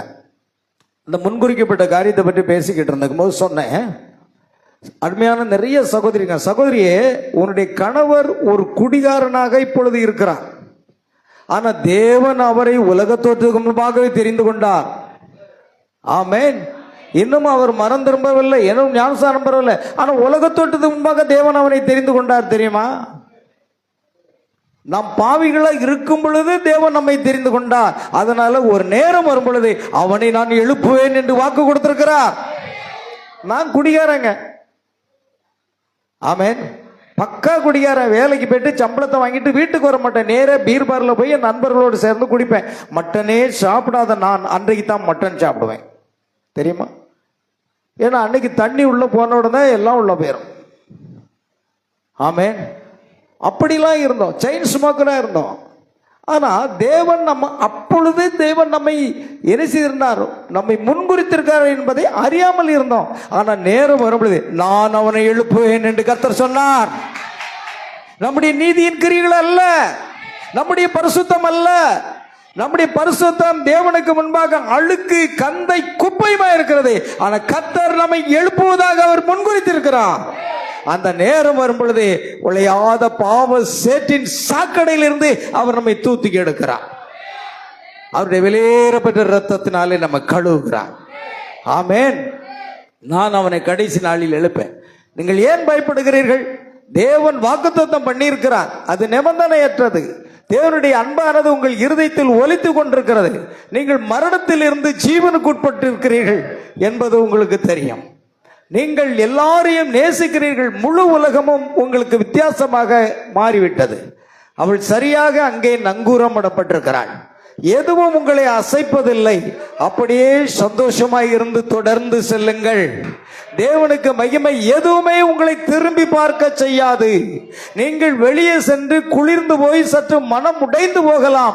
ஆனால் தேவனுடைய அந்த வித்தானது தொடர்ந்து உண்மையாகவே இருக்கும். வேதாகமம் நாம் விசுவாசம் இல்லாதவர்களாக இருந்த போதிலும், ஆனால் அவரால் அப்படி இருக்க முடியாது. அவர் உண்மையுள்ளவராய் இருக்கிறார்.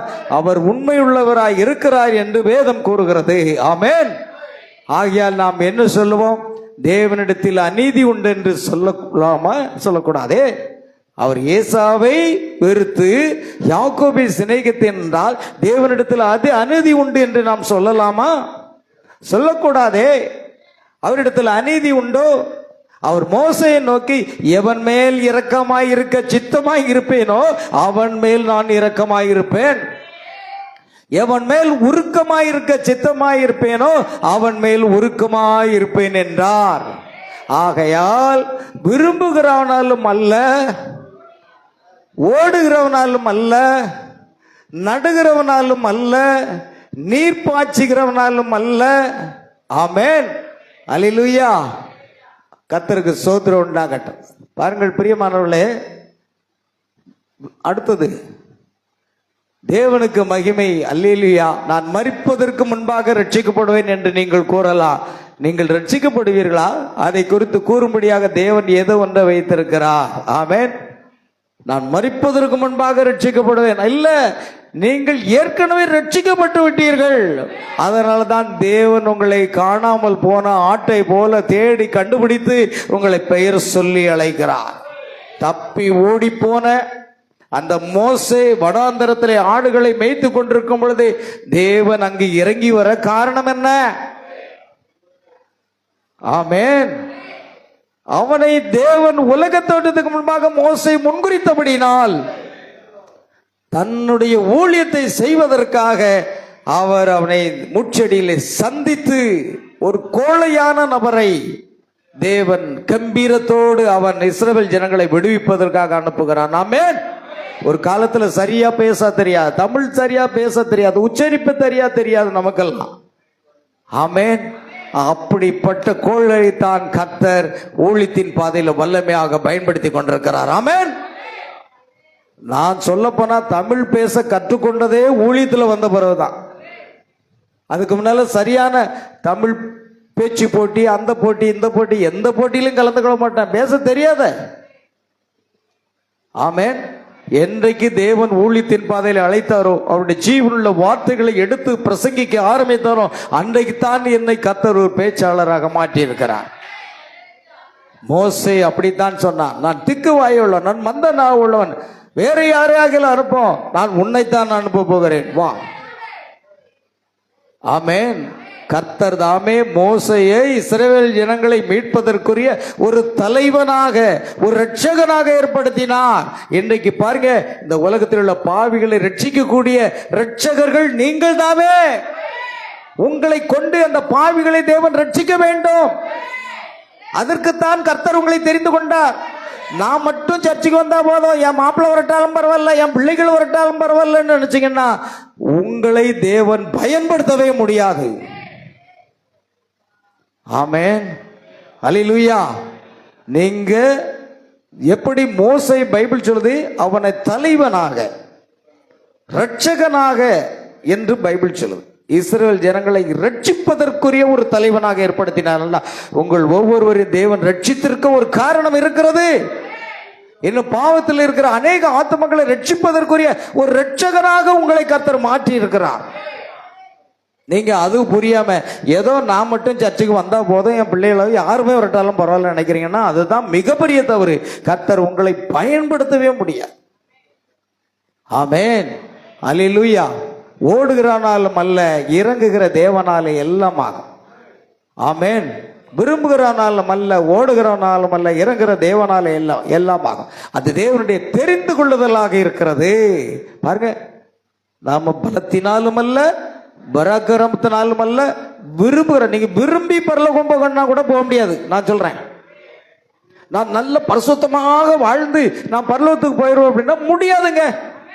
இல்லைங்க நான் பரிசுத்தமா வாழ்றேங்க, நான் களவு செய்ய மாட்டேன், மது அருந்த மாட்டேன், பொய் சொல்ல மாட்டேன், நான் புகைப்பிடிக்க மாட்டேன், நான் நல்ல பரிசுத்தமா வாழ்றேங்க.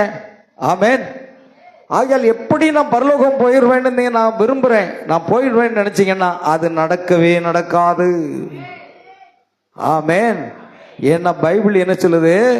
விரும்புகிறவனாலும் அல்ல, ஓடுகிறவனாலும் அல்ல, இறங்குகிற தேவனாலே எல்லாம் ஆகும். தேவன் நம்மை உலகத்தோட்டத்துக்கு முன்பாக முன்குறித்து நம்மை அழைத்து நம்மை நீதிமனாக்க நம்மை மகிமைப்படுத்துகிறார், மகிமைப்படுத்தி இருக்கிறார். அல்லேலூயா. அதனால நாம விரும்பி எதை செய்ய முடியாது, ஒன்றே ஒன்று செய்யுங்கள், அவரை நேசியுங்கள். பிரியமானவர்களே, உங்கள் முழு இருதயத்தோடு இயேசுவை நேசிங்க. ஆராதனைகளை விட்டு விடாதீங்க, உபவாச கூட்டத்தை விட்டு விடாதீங்க, எந்த கூட்டத்தையும் விடாதீங்க. தேவனை நான் நேசிக்கிறேன், அவரை ஆராதிக்காமல் என்னால் இருக்கவே முடியாது என்ற அந்த நிலைக்கு நீங்க வரணும். ஒரு வாரம் ஞாயிற்றுக்கிழமை வந்தீங்கன்னா அடுத்த வாரம் ஆளை காணும். ஒரு வாரம் உபவாச கூட்டத்துக்கு வந்தா அடுத்த உபவாச கூட்டத்துக்கு ஆளை காணும்.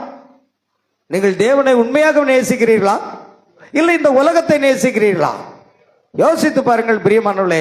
நான் தேவனை நேசிக்கிறேன், என்ன ஆனாலும் சரி, நான் என் தேவனை ஆராதிக்காமல் என்னால் இருக்கவே முடியாது. அந்த நிலைக்கு நாம் வர வேண்டும். நான் எப்பொழுதும் உடைய சந்நிதியில் வந்து நிற்பேன் என்ற ஒரு வாஞ்சை நமக்கு இருக்கணும். சரி, கவனிங்க. ஆகையால் தேவன் தாம் விரும்புவதைத்தான் செய்கிறார். என்னுடைய வல்லமை உன்னிடத்தில் காண்பிக்கும்படியாகவும் என்னுடைய நாமம் எங்கும் பூமியில் பிரஸ்தாபம்படியாகவும் அவனை நிலைநிறுத்தினேன் என்று பார்வோனுடனே சொன்னதாக வசனம் சொல்கிறது. பாத்தீங்களா? என்னுடைய நாமம் பூமி எங்கும் பிரஸ்தாபப்படுத்துவதற்காக நான் மோசையை நிலைநிறுத்தினேன். அதுதான் காரியம். தேவன் நம்மை ஏனோ தானோ என்று தெரிந்து கொள்ளல, நம்மை ஒரு நோக்கத்துக்காகவே அவர் முன்குறித்து தெரிந்து கொண்டார். அதை நாம் புரியணும். அதனால தான் பைபிள் சொல்லுது என்னன்னா, அவருடைய ரோமர் 12:2 வசனத்தில் ஒரு வசனம் இருக்கிறது, வாசிக்கலாம். ரோமர் 12:1-2 சீக்கிரம் வாசிங்க. இந்த பிரபஞ்சத்திற்கு ஒத்த வேஷம் தெரியாமல், பிரபஞ்சத்துக்கு ஒத்த வேஷம் தெரியாமல் தேவனுடைய நன்மையும் பிரியமும் பரிபூர்ணமான சித்தம் இன்னதென்று பகுத்தறியத்தக்கதாக உங்கள் மனம் புதிதாகிறது. தேவனுடைய நன்மையும் பிரியமும் பரிபூர்ணமான சித்தம் இன்னதென்று பகுத்தறியத்தக்கதாக உங்கள் மனம் புதிதாகிற நாளே மறுரூபமாகுங்க. மறுரூபமாக என்ன செய்யணும்னு வசனமே இருக்கு. நாம எல்லாரும் மறுரூபமாகி இமைப்பொழுதில் ஆகாயத்தில் எடுத்துக்கொள்ளப்படுவோம். அப்படின்னா நீங்க என்ன செய்யணும்? இந்த பிரபஞ்சத்துக்கு, இந்த உலகத்துக்கு வெத்த வேஷத்தை நாம தரிக்க கூடாது. உலகத்தார் போல நாம் வாழக்கூடாது. உலகத்தார் போல உடை உடுத்தக்கூடாது. நம்முடைய உடை, நம்ம நடக்கை, நம்முடைய செயல்பாடு எல்லாமே உலகத்தார் போலவே இருக்கவே கூடாது. அது தேவனுக்கு பிரியமானவையாக இருக்க வேண்டும். ஆமென். ஆகையால் பிரபஞ்சத்துக்கு ஒத்த வேஷம் தெரியாமல் தேவனுடைய நன்மையும் பிரியமும் பாருங்க. தேவனுடைய நன்மை என்ன, தேவனுடைய பிரியம் என்ன? ஒரு மனைவி தன் கணவனுக்கு என்ன பிடிக்கும் அதை, அந்த உணவை சிறப்பாக செய்து கொடுக்கிறாள். ஆமென். ஒரு கணவன் மனைவி இருக்கிறாங்க. கணவனுக்கு பிடித்தமான உணவை செய்யாம, கணவனுக்கு பிடிக்காம உள்ள உணவை செய்து போட்டா எப்படி இருக்கும்? அவள் கணவனை நேசிக்கலன்னு தானே அர்த்தம். உண்மையாகவே கணவனை நேசிக்கக்கூடிய ஒரு மனைவியா இருந்தா, நம்முடைய கணவனுக்கு என்ன பிடிக்கும் அந்த உணவை அவள் சமைத்து பரிமாறுகிறாள். புரியுதா? அதே போல நம்முடைய மணவாளன் இயேசு கிறிஸ்துக்கு என்ன பிடிக்கும் என்பதை மணவாட்டி அறிந்து அப்படி செயல்படும் பொழுது அவர் சந்தோஷப்படுகிறார் என்பதை பார்க்க. அதுதான் உண்மையான மணவாட்டி. நாம நம்ம இஷ்டத்துக்கு வாழக்கூடாது. கணவனுக்கு உதவியா இருப்பதற்கு தான் தேவன் மனைவியை கொடுத்தார். மணவாளனுக்கு சேவை செய்வதற்காகத்தான் மணவாட்டியை தெரிந்து கொண்டார். ஆகையால் அவருக்கு நாம் செய்ய வேண்டும். ஆமென். ஆகையால் இதை தேவனுடைய நன்மையும் பரிபூர்ண சித்தம் என்னதென்று பகுத்தறியத்தக்கதாக உங்கள் மனம் புதிதாகிறதுனால என்ன செய்யுங்க? அப்படி இருந்தா தான் மனமே புதிதாகும். நீங்க உலகத்துக்கு ஒத்த வேஷம் தரிச்சுக்கிட்டு, உலகத்தை நேசிச்சுக்கிட்டு, சும்மா ஏதோ என்னைக்கு ஒரு நாள் தலை காட்டிட்டு ஆராதனையில், ஆமென், இன்னும் உலகத்தை தானே நீங்க நேசிக்கிறீங்க. வாச கூட்டத்துக்கு ஆளை காணும். ஞாயிறுக்கு ஆராதனை காணும். இன்னும் மாற்றம் வர வேண்டாமா? இன்னும் வளர்ச்சி வர வேண்டாமா? தேவனை முழு இறுதித்தோடு உங்களால் நேசிக்க முடியவில்லையா? எனக்கு அருமையான தேவ பிள்ளைகளே, இன்னும் ஆவிக்குரிய ஜீவியத்திலே நாம் வளர்ச்சி அடைய வேண்டும். ஆமென். கவனிக்க வேண்டும். அதன் மூலமாக வரக்கூடியதுதான் உங்கள் மனம் புதிதாகிறதுனாலே மறுரூபமாகுங்க. மறுரூபமாகுதலின் ரகசியம் இந்த வசனத்தில் இருக்கிறது. கவனிங்க. தேவன் பார்வோரை எழுப்பி அந்த நோக்கத்துக்காக அவனுடைய இருதயத்தை கடினப்படுத்தினார். தேவன் யூதாஸ் காரியத்தை எழுப்பினார். அவன் இங்கே கேட்டின் மகனாக பிறந்தான், சர்ப்பத்தின் வித்து. அது சரிதானா? தேவன் ஏசாவிடமும் யாக்கோபிடமும் கூறினார். ஏசாவும் யாக்கோபும் பிறப்பதற்கு முன்பே என்ன சம்பவிக்க போகிறது என்பதை குறித்த எல்லாவற்றையும் அவர் வெறுத்த ஒருவனையும் அவர் நேசித்த மற்றவனையும் குறித்து அவருடைய தாயிடம் தேவன் கூறினார். ஆமென். பாருங்க, இதெல்லாம் தேவன் செய்கிறார். யார் மேல சித்தமா இரக்கமா சித்தமா இருக்கிறாரோ அவன் மேலதான் இருப்பார். ஆமென். அது உண்மைதானா? எனவே எல்லாவற்றிலும் எல்லா காரியங்களையும் செய்பவர் தேவன். உங்களுக்கு அதனோடு எந்த சம்பந்தம் கிடையாது. அவர் என்ன பாருங்க, யோபு 42ஆம் அதிகாரத்தில் தேவன் செய்ய நினைத்த காரியம் தடைபடாது. அவர் என்ன செய்ய நினைக்கிறாரோ அதைத்தான் செய்வார். நாம நினைக்கிறபடிலாம் ஆண்டவர் செய்ய போறது கிடையாது. அவர் என்ன நினைக்கிறாரோ அதைத்தான் அவர் செய்வார். அல்லேலூயா. கவனிங்க. ஆகையால் தேவன் உங்களை அழைத்திருப்பாரானால் தேவனுடைய அன்பானது உங்களுடைய இருதயத்தில் ஒலித்து கொண்டிருக்கிறது. அவர் அழைத்திருக்கிறவர்கள் எல்லாரும் அவரிடம் வருவார்கள். அதில் யாருமே இழக்கப்பட மாட்டார்கள். தேவன் அதை வாக்குத்தத்தம் பண்ணியிருக்கிறார்.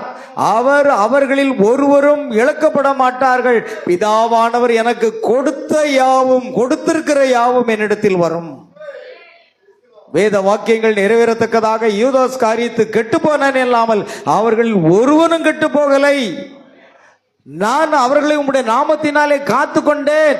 நான் கடைசி நாளில் அவர்களை எழுப்புவேன். அந்த முன்குறிக்கப்பட்ட ஆத்மாக்கள் இன்னைக்கு ஒரு கொலகாரனா இருக்கலாம், ஒரு குடிகாரனா இருக்கலாம், ஒரு வஞ்சகனா இருக்கலாம். ஆனா கடைசி நாளில் கர்த்தர் அவரை எழுப்புவார். ஆனா நாம மனுஷன் முகத்தை பார்க்கிறோம், ஆனா தேவன் இருதயத்தை பார்க்கிறாரு. நாம நினைக்கிறோம், இவர் நேத்து நான் சொன்ன மாதிரி இவர் பாக்கியராஜ் மாதிரி இவ்வளவு ஸ்டைல் பண்ணிக்கிட்டு இருக்கிறாரு, இவர் ரட்சிக்கப்படுவாரா? ரட்சிக்கப்பட வாய்ப்பே இல்லைன்னு ஒரு சகோதரி சொன்னா மும்பையில். ஆமென். நான் அவ்வளோ தோரணையா இருந்தேன். மைனர் செயினை போட்டுக்கிட்டு, கண்ணாடியை போட்டுக்கிட்டு, சிகரெட்டை பதிச்சுக்கிட்டு ஒரு பெரிய பந்தா பண்ணிக்கிட்டு இருந்தேன். இவரை பார்த்தா பாக்கியராஜ் மாதிரி இருக்கு, இவர் ரட்சிக்கப்பட வாய்ப்பே இல்லைன்னு ஒரு சகோதரி சொன்னாங்க. ஆனால் கர்த்தர் இன்னைக்கு ஊழியக்காரனா கிட்டத்தட்ட 40 ஆண்டுகள் ஆக போகிறது. என்னுடைய ஊழியம் மும்பையில் ஆரம்பிக்கப்பட்டது. திருநெல்வேலியில் இது 35வது ஆண்டை நாம் இப்பொழுது 6ஆம் தேதி தான் அதை கொண்டாடினோம். அல்லேலூயா. அது எப்படி நடந்தது ஐயா? எந்த ஒரு நல்ல காரியமும் என்னிடத்தில் கிடையாது. என் தேவன் உலக தோற்றத்துக்கு முன்பாக என்னை முன்குறித்தார், அதுதான் சரியானது. ஆமென். அல்லேலூயா. பாருங்கள், யூதாஸ் காரி கெட்டு போனார், அவர் ஒருவரும் கெட்டு போல. பிதாவே, நீர் எனக்கு தந்தவர்களை உம்முடைய நாமத்தினால் காத்து கொண்டேன். ஆமென்.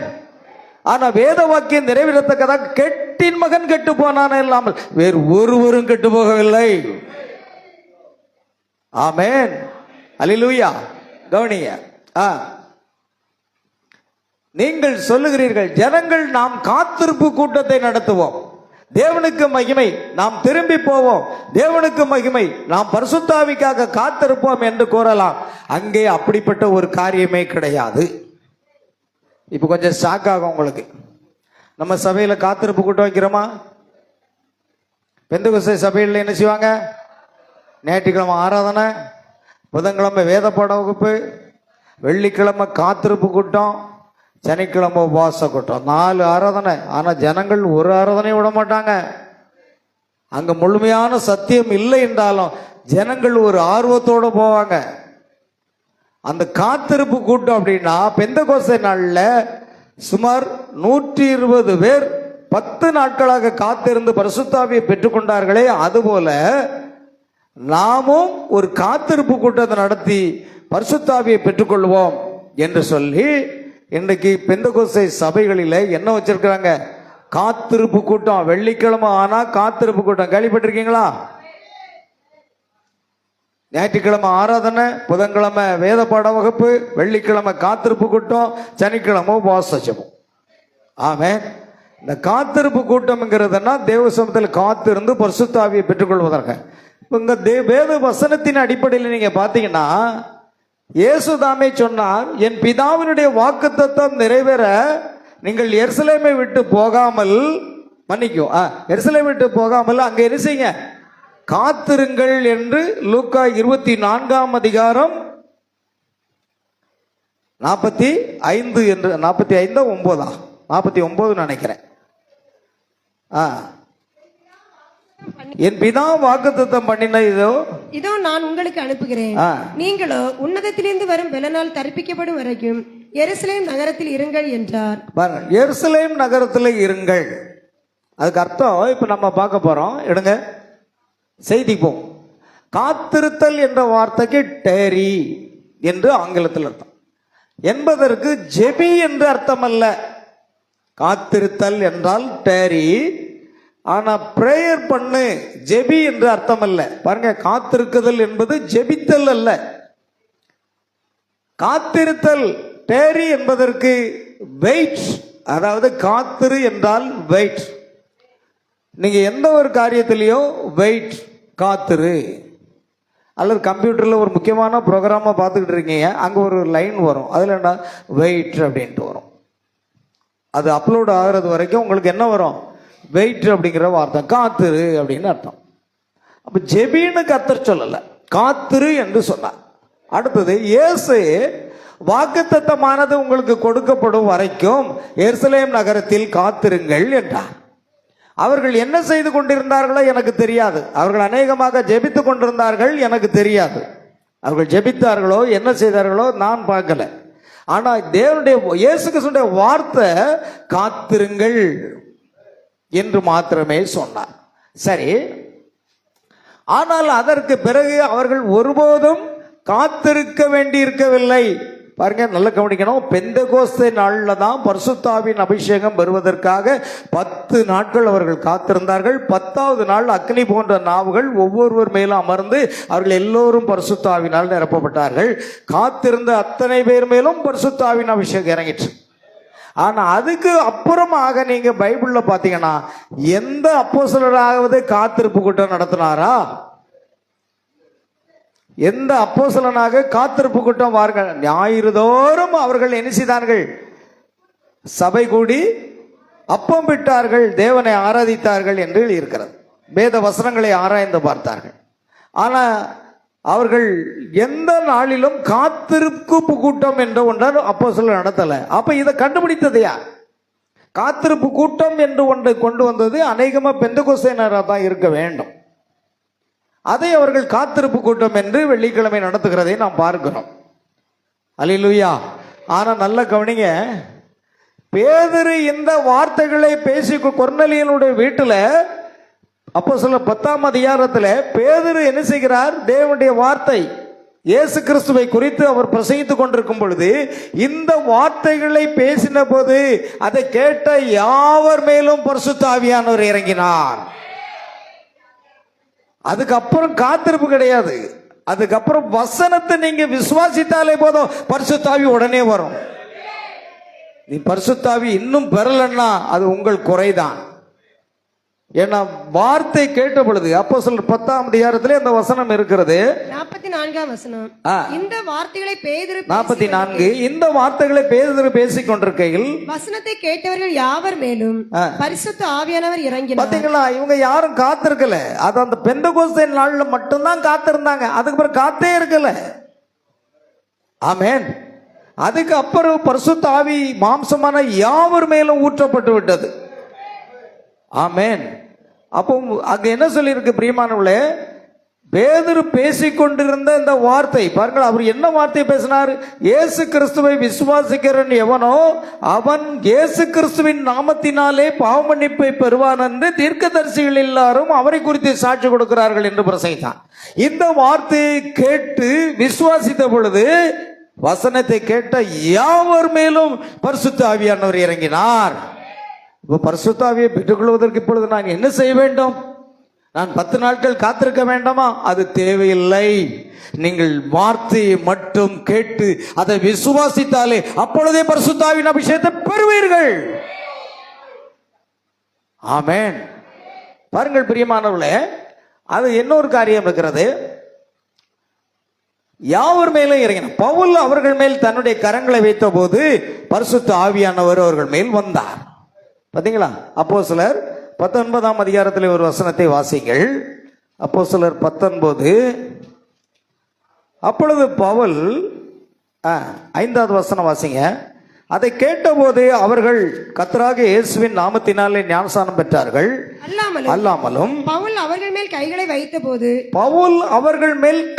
வைத்தபோது பரிசுத்த ஆவி அவர்கள் மேல் வந்தார். அப்பொழுது அவர்கள் அந்நிய பாஷைகளை பேசி தீர்க்க தரிசனம் சொன்னார்கள். பாருங்க, இப்பொழுது காத்திருக்க வேண்டிய அவசியம் இல்லை.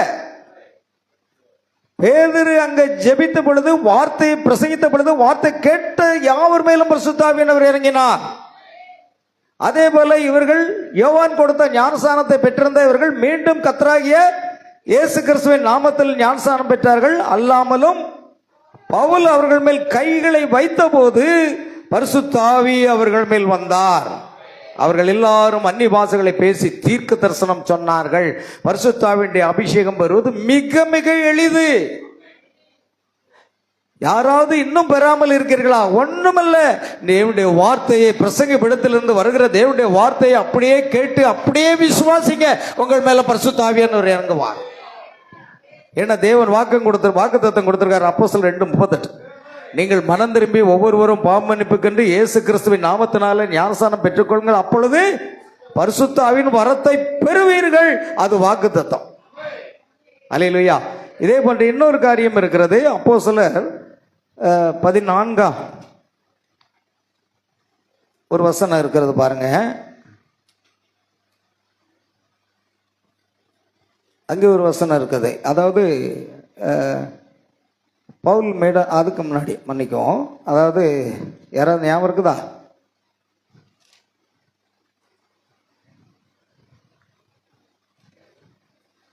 அதாவது தேவனுடைய, அதாவது அங்க என்ன சொல்லியிருக்குன்னா, அவர்கள் வந்தபோது அப்போஸ்தலர் 8ஆம் அதிகாரம் என்று நினைக்கிறேன். 8:15 இல்லை, 8:15 பாருங்க. கரெக்ட், 8:15 கரெக்டா எடுங்க. இவர்கள் வந்தபோது அவர்களில் ஒருவனும் பரிசுத்த ஆவியை பெறாமல் கர்த்தராகிய இயேசுவின் நாமத்தினாலே ஞானஸ்நானத்தை மாத்திரம் பெற்றிருந்தவர்களாக கண்டு அவர்கள் பரிசுத்த ஆவியை பெற்றுக்கொள்ளும்படி அவர்களுக்காக ஜெபம் பண்ணி அவர்கள் மேல் கைகளை வைத்தார்கள். அப்பொழுது பரிசுத்த ஆவியை பெற்றார்கள். பரிசுத்த ஆவியை பெற்றுக்கொள்வதற்குரிய முறை என்னவா இருக்கிறது என்றால், விசுவாசிக்கும் போது கையை வச்சாலே பரிசுத்த ஆவியின் அபிஷேகம் பெறுவாங்க. புரியுதா இல்லையா? நீங்க பரிசுத்த ஆவி பெறுவதற்கு 10 நாட்கள் காத்திருக்க வேண்டாம், 5 நாட்கள் காத்திருக்க வேண்டாம். அது பெந்தெகோஸ்தே நாளில். ஆனா இப்பொழுது அப்படி இல்லை. இங்கு பேதுரு கை வைச்சா அங்க பரிசுத்த ஆவியின் அபிஷேகம் இறங்குது. பவுல் கையை வைத்து ஜெபித்தார், பரிசுத்த ஆவியின் அபிஷேகம் இறங்குது. ஒரு முறை எனக்கு ஒரு ஞாபகம் இருக்கிறது, ஒரு சம்பவம். அதாவது ஒரு முறை பார்த்தீர்களானால் பிரியமானவர்களே, மும்பை பட்டணத்தில் நான் ஊழியம் செய்த நாட்களிலே ஒரு விக்கிரக வழிபாடு செய்கிற ஒரு குடும்பம், அவர்கள் என்னுடைய வீட்டில் என் மனைவி இருக்கும்போது சகோதரிமார்கள் எல்லாரும் கூடி ஜெபிப்பார்கள். நான் ஆரம்ப கால ஊழியத்தில் நான் ஒரு எலக்ட்ரானிக்ஸ் கடை வைத்திருந்தேன். பின்பு நான் முழு நேர ஊழியத்திற்கு வந்தேன். அந்த எலக்ட்ரானிக்ஸ் கடை வைத்திருந்த அந்த காலகட்டத்தில் இவர்கள் ஒவ்வொரு நாளும் நீங்க போற வெள்ளிக்கிழமை, அவங்க அப்படி இல்லை, ஒவ்வொரு நாளும் சகோதரிமார்கள் கூடி ஜெபிப்பாங்க. அப்படி ஜெபிக்கும் பொழுது ஒரு நாள் பரிசுத்த ஆவியானவர் என்னோடு இடைப்படுகிறார். மகனே, நீ வீட்டுக்கு போ. அங்கு ஒரு மகள் பரிசுத்த ஆவி பெறுவதற்காக வாஞ்சியா வந்திருக்கிறாள். நீ சென்று கைகளை வை, நாம் பரிசுத்த ஆவியில நிரப்புவேன்னு கர்த்தர் என்கிட்ட பேசுறார். ஆமென். கவனிங்க, தேவன் இப்போ பரிசுத்த ஆவியை பெற்றுவதற்குரிய எளிய முறை, கைகளை வைத்தாலே பரிசுத்த ஆவியின் அபிஷேகம் வரும். உண்மை சம்பவம். அவர்கள் ஜெபித்துக் கொண்டிருக்கும் பொழுது ஆவியானவர் என்னிடத்தில் இடைப்பட்டு நீ வீட்டுக்கு போன்னு சொல்றார். பரிசுத்த ஆவியை பெறுவதற்காக அவர்கள் மேல் கை வை என்று சொல்லுகிறார். உடனே எனக்கு கடையில் இருக்க முடியல. எதிர்த்தால நான் வீடும் அதுவும் எதிர் லைனில் ஒரு ரோட்டை கிராஸ் பண்ணான். நான் உடனடியாக புறப்பட்டு அங்கே இருக்கிற தம்பிக்கிட்ட, தம்பி நீ பார்த்துக்கிறேன் நான் வாரேன்னு சொல்லி வீட்டை பார்த்து போயிட்டேன். பார்த்தீங்கன்னா அங்கே ஜெபம் நடந்துகிட்டு இருக்கு. அல்லேலூயா. அங்கே 1-2 சகோதரிகள் எல்லாரும் ஜெபிச்சிருக்காங்க. நான் உள்ளே சென்று அவர்களை ஜெபத்தை கவனித்து அதன் பிற்பாடு அந்த குறிப்பிட்ட சகோதரி மேலே என்னுடைய கைகளை வைத்து, கர்த்தராக இயேசு கிறிஸ்துவே, இந்த மகள் பரிசுத்த ஆவியை பெறுவதற்கு நீ சித்தமுடையவராக இருக்கிறீர். இப்பொழுதே பரிசுத்த ஆவியினுடைய அபிஷேகம் அந்த மகள் மேல் இறங்குவதாக என்று சொன்ன மாத்திரத்திலே அந்த மகள் பரிசுத்த ஆவியின் அபிஷேகத்தில் நிரம்பி தேவனை அந்நிய பாஷைகளில் பேசி தேவனை மகிமைப்படுத்தினதை நாங்கள் பார்த்தோம். ஆமேன். அல்லேலூயா. எனக்கு அருமையான தேவனுடைய பிள்ளைகளே, அதன் பிற்பாடு ஜெபம் முடிந்த பிறகு அந்த சகோதரி சொல்லுகிறாங்க, நான் இன்றைக்கு எப்படியாவது பரிசுத்த ஆவியை பெற்றுக்கொள்ள வேண்டும் என்று நான் உபவாசத்தோடு வந்திருக்கிறேன்னு சொல்றாங்க. எனக்கு தெரியாது. அவர்கள் உபவாசம் இருப்பதை தேவன் அறிவார். அவர் பரிசுத்த ஆவி பெற வேண்டும் என்று வாஞ்சிப்பதை தேவன் அறிவார். ஆனா ஆவியானவர் என்ன போ என்று அனுப்புகிறார். அந்த மகள் பரிசுத்த ஆவியை பெற்றுக்கொள்வதற்காக வந்திருக்கிறாள். நீ சென்று கைகளை வை என்று சொல்லுகிறார். அந்த மகளுடைய சாட்சியை பாருங்க. எனக்கு இன்னும் பரிசுத்த ஆவியின் அபிஷேகம் கிடைக்கவில்லையே என்று சொல்லி நான் இன்றைக்கு உபவாசத்தோடு கூட வந்திருக்கிறேன். பரிசுத்த ஆவியின் அபிஷேகம் இன்றைக்கு எப்படியாவது இந்த பெண்கள் கூட்டத்தில் எனக்கு கிடைத்து விட வேண்டும் என்று நான் வாஞ்சித்து வந்தேன் என்று அந்த சகோதரி சொன்னார். நான் மகளே திடன்கள், கர்த்தர் என்னை என்னுடைய வேலை ஸ்தலத்திலிருந்து உன் மீது கைகளை வைத்து ஜெபிக்கவோ நீ பரிசுத்த ஆவியை பெறுவதற்கோ தேவன் என்னை அனுப்பினார் என்று சொன்னேன். ஆமென். பாருங்கள், அதுதான் காரியம். நீங்கள் எவ்வளவு வாஞ்சையா இருக்கிறீர்களோ அப்பொழுது தேவன் தம்முடைய ஊழியக்காரனை அனுப்புகிறார்.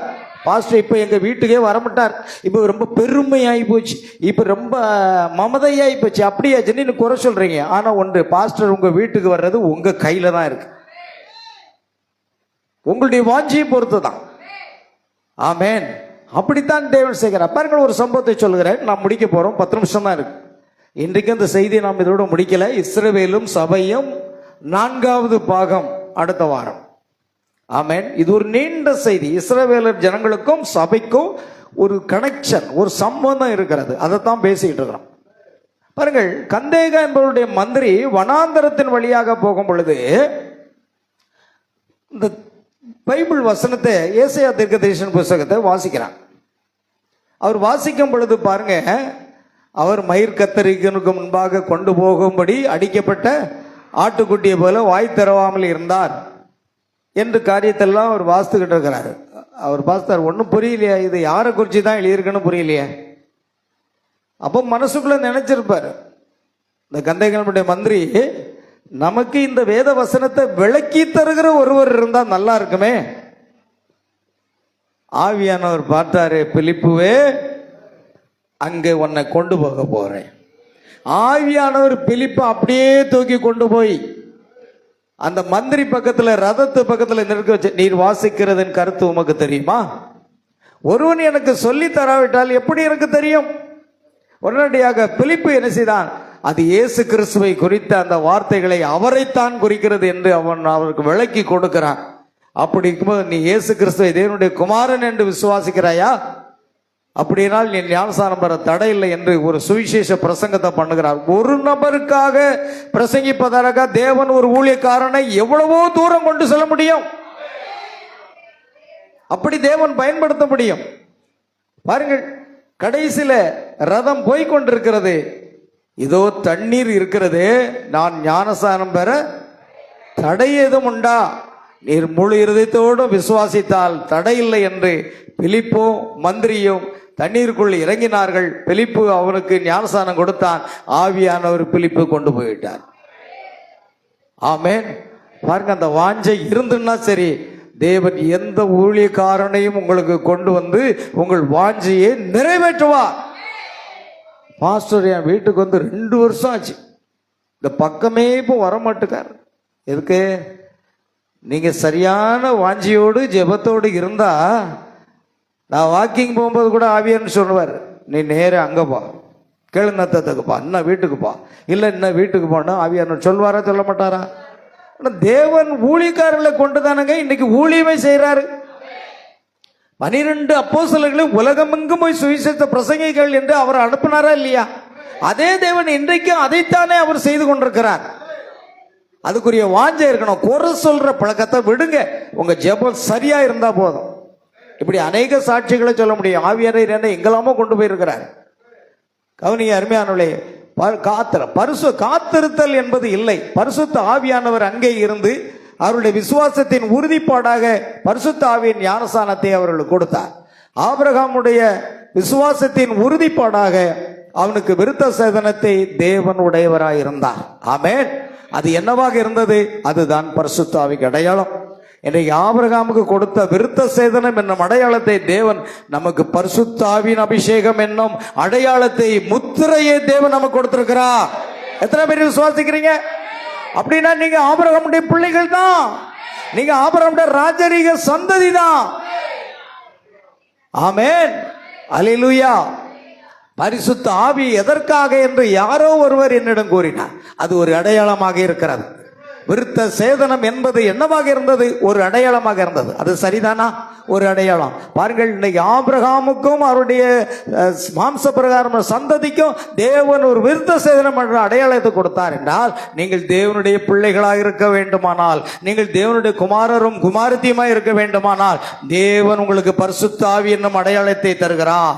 பரிசுத்த ஆவி என்ற அடையாளத்தை பெறாத கிறிஸ்தவர்கள் உண்மையாகவே அவர்கள் ரட்சிக்கப்படவில்லை.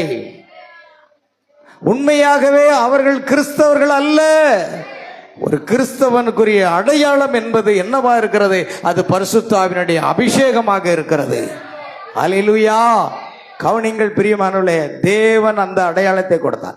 நான் தேவனை விசுவாசிக்கிறேன், நான் இயேசு கிறிஸ்துவை விசுவாசிக்கிறேன் என்று கூறும்போது அவர் உங்களுடைய விசுவாசத்தை ஏற்றுக்கொண்டிருக்கிறார் என்பதற்கான ஒரு அடையாளமாக பரிசுத்த ஆவியின் ஞானஸ்நானத்தை தேவன் உங்களுக்கு கொடுக்கிறார். அல்லேலூயா. அப்போது நீங்கள் தேவனுடைய ராஜ்யத்துக்குள் முத்திரை போடப்பட்டிருக்கிறீர்கள். அடுத்த எழுப்புதல் வரைக்கும் அல்ல, ஆனால் நீங்கள் மீட்கப்படும் நாள் வரைக்கும். எபேசியர் 4:30, நீங்கள் மீட்கப்படும் நாள் வரைக்கும் முத்திரையாக பெற்ற தேவனுடைய பரிசுத்த ஆவியை துக்கப்படுத்தாதீர்கள் என்று வேத வசனம் சொல்லுகிறது. ஆமென். நீங்கள் எடுத்துக்கொள்ளப்படும் வரைக்கும் தேவன் அந்த முத்திரையை உங்களுக்கு கொடுத்துட்டார். ஆமென், அல்லேலூயா. இப்பொழுது ஆபிரகாம் வாக்குத்தத்தத்தை பெற்றுக்கொண்டான். ஈசாக்கு கூடவே வருகிறார். அங்கே அந்த முற்காலத்து சபையானது வெளியே அழைக்கப்பட்டது.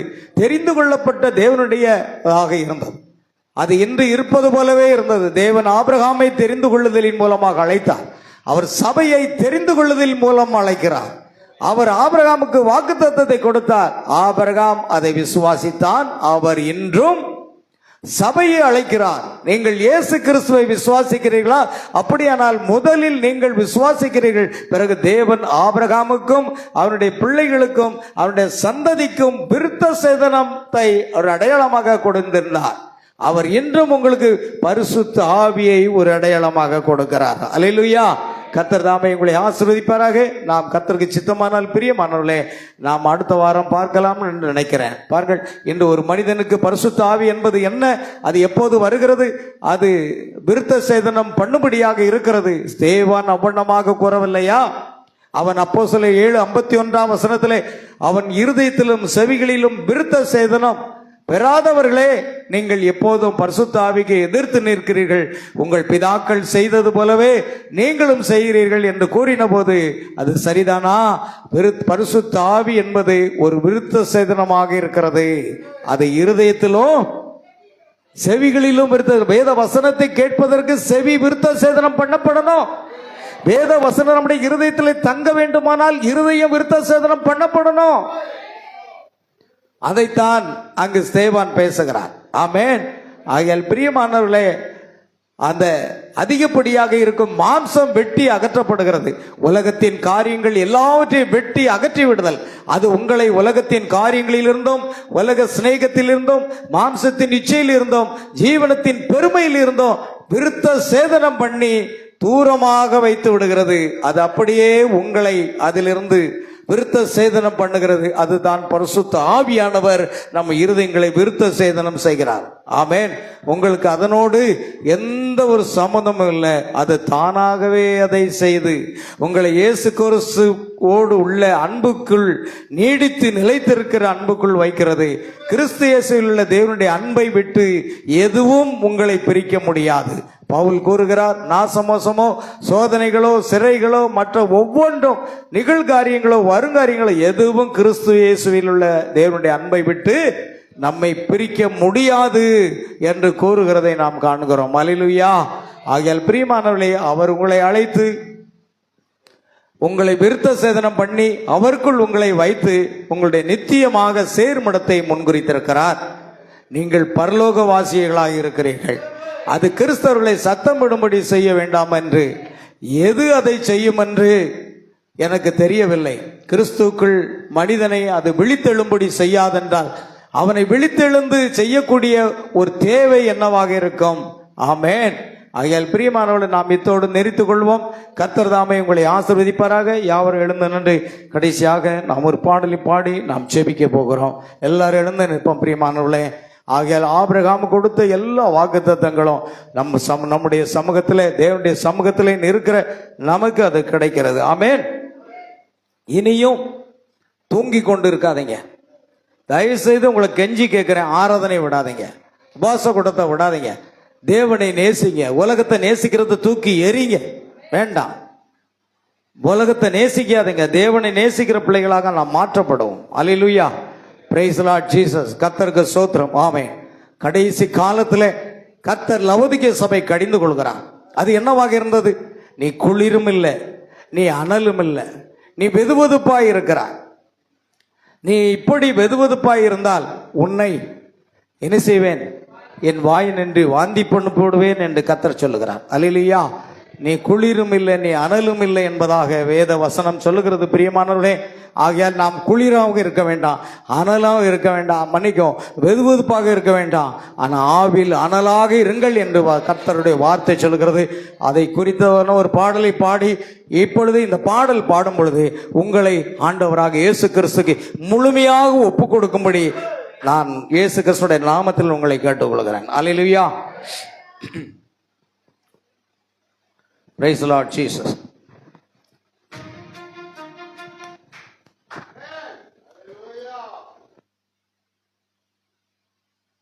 Praise the Lord Jesus. Hallelujah. Praise the Lord.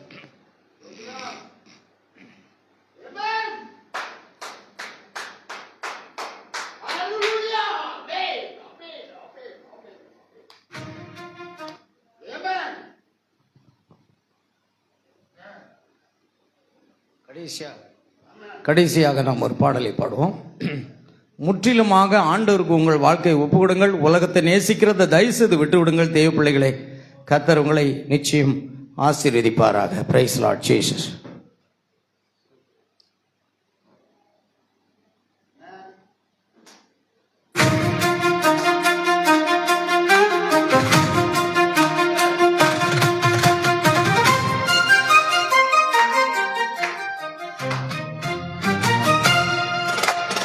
எழுந்தேறு திருச்சபையே, இது தூங்கும் நேரமில்லை.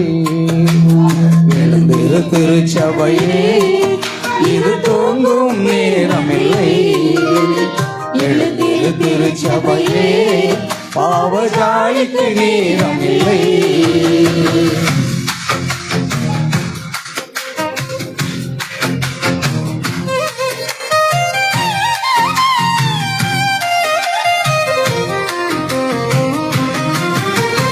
குளிராயல்ல அனலாய் எரிந்து சாட்சியாய் வாழணும்.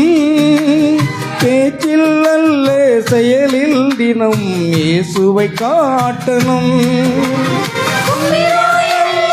அனலாய் எரிந்து சாட்சியாய் வாழணும்.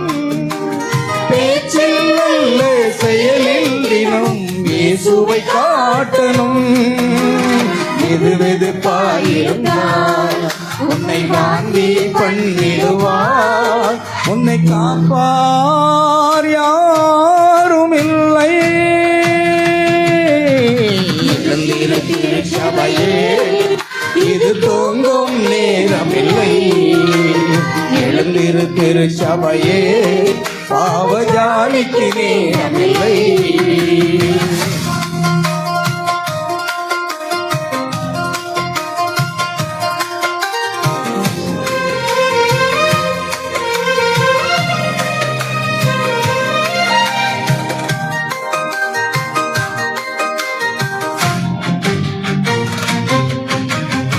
கண்ணுக்கு கலிக்கம் பூசிக்கொண்டு சத்தியம் தெளிவாய் காணணும். புடமிட்ட பொன்னை வாங்கி கொண்டு பரிசுத்தமாய் வாழணும். கண்ணுக்கு கலிக்கம் பூசிக்கொண்டு சத்தியம் தெளிவாய் காணணும். புடமிட்ட பொன்னை வாங்கி கொண்டு பரிசுத்தமாய் வாழணும். வெதுவெதுப்பாயிருந்தார் உன்னை வாந்தி பண்ணிடுவார். உன்னை காப்பார் யாரும் இல்லை. எழுந்திரு திருச்சபையே இது தூங்கும் நேரமில்லை. எழுந்திரு திருச்சபையே பாவஜாலிக்கு நேரமில்லை.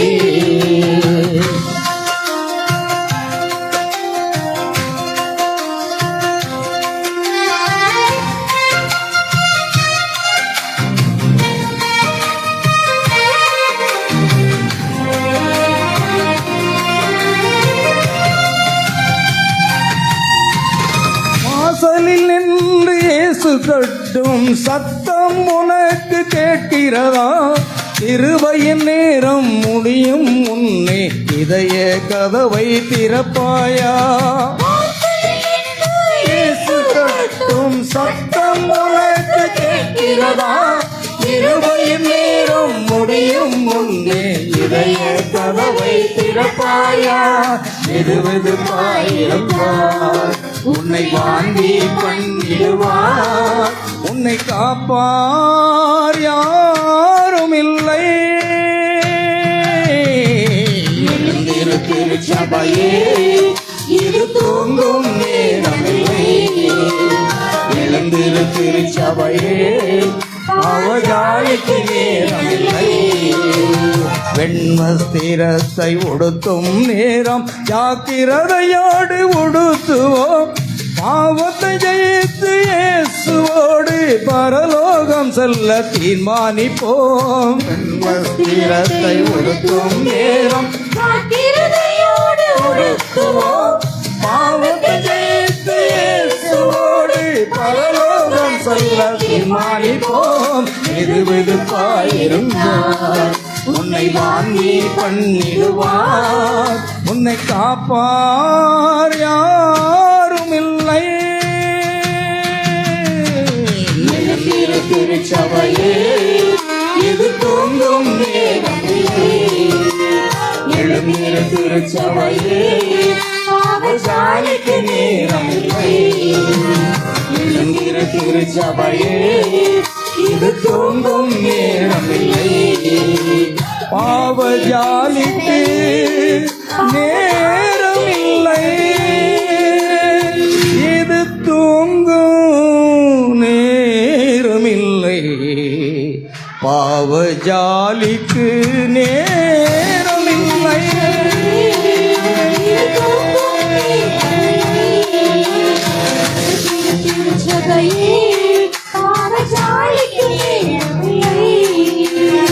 இதோ வாசல் படியில் நின்று தட்டுகிறேன். ஒருவன் என் சத்தத்தை கேட்டு கதவை திறந்தால் அவனிடத்தில் நான் பிரவேசித்து அவனோடே போஜனம் பண்ணுவேன்.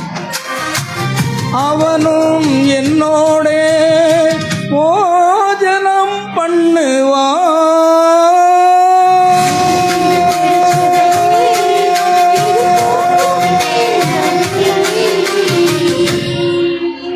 எல்லாரும் கரங்களை தட்டி கர்த்தரை மகிமைப்படுத்துவோம்.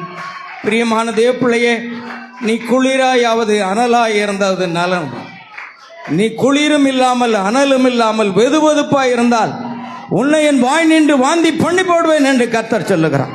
இன்றைக்கு தான் நம்மை முற்றிலும் அர்ப்பணிக்கிற வேளை. இயேசுவுக்காக வாழுகிற பிள்ளைகளாக நம்மை அர்ப்பணிப்போமா? உன் தேவனாகிய கர்த்தரை முழு இருதயத்தோடு, முழு ஆத்மாவோடு, முழு பலத்தோடு அன்பு கூர்வாயாக என்ற பிரதான கற்பனைப்படி தேவன் உலக தோற்றத்துக்கு முன்பாக நம்மை முன்குறித்து, நம்மை தெரிந்து கொண்டு, நம்மை அழைத்து நீதிமானாக்கி நம்மை மகிமைப்படுத்த இருக்கிறார் என்று சொல்லி, ஓ உலகத்தில் உள்ள எல்லாருக்கும் அல்ல பிரியமானவர்களே, அது உனக்காக அந்த அழைப்பு வந்திருக்கிறது. சகோதரியே, அது உனக்காக அந்த அழைப்பு வந்திருக்கிறது. இயேசு உன்னைத்தான் தெரிந்து கொண்டார், உன் அயலானை தெரிந்து கொள்ளவில்லை. இயேசு உன்னைத்தான், சகோதரனே, உன்னைத்தான் தெரிந்து கொண்டார். அது தேவனுடைய கிருபை அல்லவா? கிருபையாக நம்மை நேசிக்கிற தேவனை நீ எப்படி அவரை ஆராதிக்காமல் இருக்க முடியும்? எப்படி அவரை நேசிக்காமல் இருக்க முடியும்? இப்பொழுதே மனம் திரும்பு. வெதுவெதுப்பாய் இருந்தால் உன்னை என் வாய் நின்று வாந்தி பண்ணி போடுவேன் என்று கர்த்தர் சொல்லுகிறார். நாம் குளிராக அல்ல, அனலாக அல்ல, நாம் வெதுவெதுப்பாக அல்ல, அனலாக இருந்து சாட்சியாக வாழ்வோம் என்று சொல்லி நாம் பாடின அந்த பாடல் கேட்டபடி நம்மை முற்றிலுமாக என் மேல் அர்ப்பணியோ. ஆண்டவரே, நாம் உம்முடைய பிள்ளைப்பா, உம்முடைய பிள்ளை ஆண்டவரே, உமக்காக நான் வாழ்வேன் என்று சொல்லி முற்றிலுமாக அர்ப்பணிப்போமா பிரியமான தேவ பிள்ளைகளே? ஆம் கர்த்தாவே, சோத்திரிக்கிறோம், சோத்திரிக்கிறோம், சோத்திரிக்கிறோம் ஆண்டவரே. அருமை இரட்சகராக இயேசு கிறிஸ்துவின் நாமத்தினாலே ஆண்டவரே, இந்த உலகத்தை நாங்கள் நேசிக்காதபடி உம்மை நேசிக்கிற பிள்ளைகளாக நாங்கள் காணப்பட நீர் எங்களுக்கு உம்முடைய பரிசுத்த ஆவியினுடைய அபிஷேகத்தின் மூலமாக உம்முடைய தெய்வீக அன்பை எங்கள் மீது ஊற்றும்படியாக ஜெபிக்கிறோம். ரோமர் 5:5 தேவனுடைய அன்பானது பரிசுத்த ஆவியின் மூலமாக நமக்குள் ஊற்றப்பட்டிருக்கிறது என்று சொல்லப்பட்டிருக்கிறது.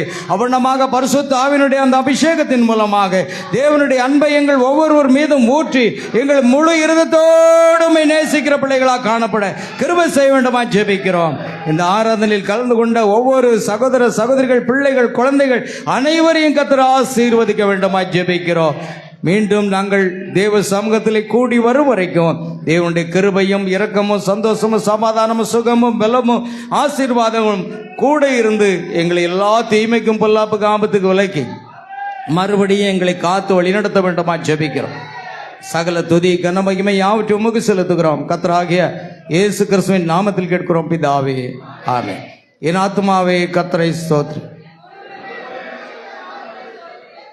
ஆத்துமாவே கர்த்தரை ஸ்தோத்திரி. கர்த்தர் செய்த சகல வாரங்களை மறவாதே. நம்முடைய கர்த்தராகிய இயேசு கிறிஸ்துவின் கிருபையும் தேவனுடைய அன்பும் பரிசுத்த ஆவியுடைய ஐக்கியமும் சந்தோஷமும் சமாதானமும் சுகமும் பலமும் ஆசீர்வாதங்களும் பரிசுத்த ஆவியினுடைய அபிஷேகம் நம் ஒவ்வொருவரோடும், நம்முடைய குடும்பத்தார் அனைவரோடும், நம் பிள்ளைகள் அனைவரோடும், உலகத்தில் உள்ள எல்லா பரிசுத்தவான்கள் அனைவரோடும் இன்றும் என்றும் சதா காலமும் நிலைத்திருப்பதாக. அல்லேலூயா. Praise the Lord. கர்த்தராகிய இயேசு கிறிஸ்து உங்கள் ஒவ்வொருவரை ஆசீர்வதிப்பாராக. God bless you. God bless you.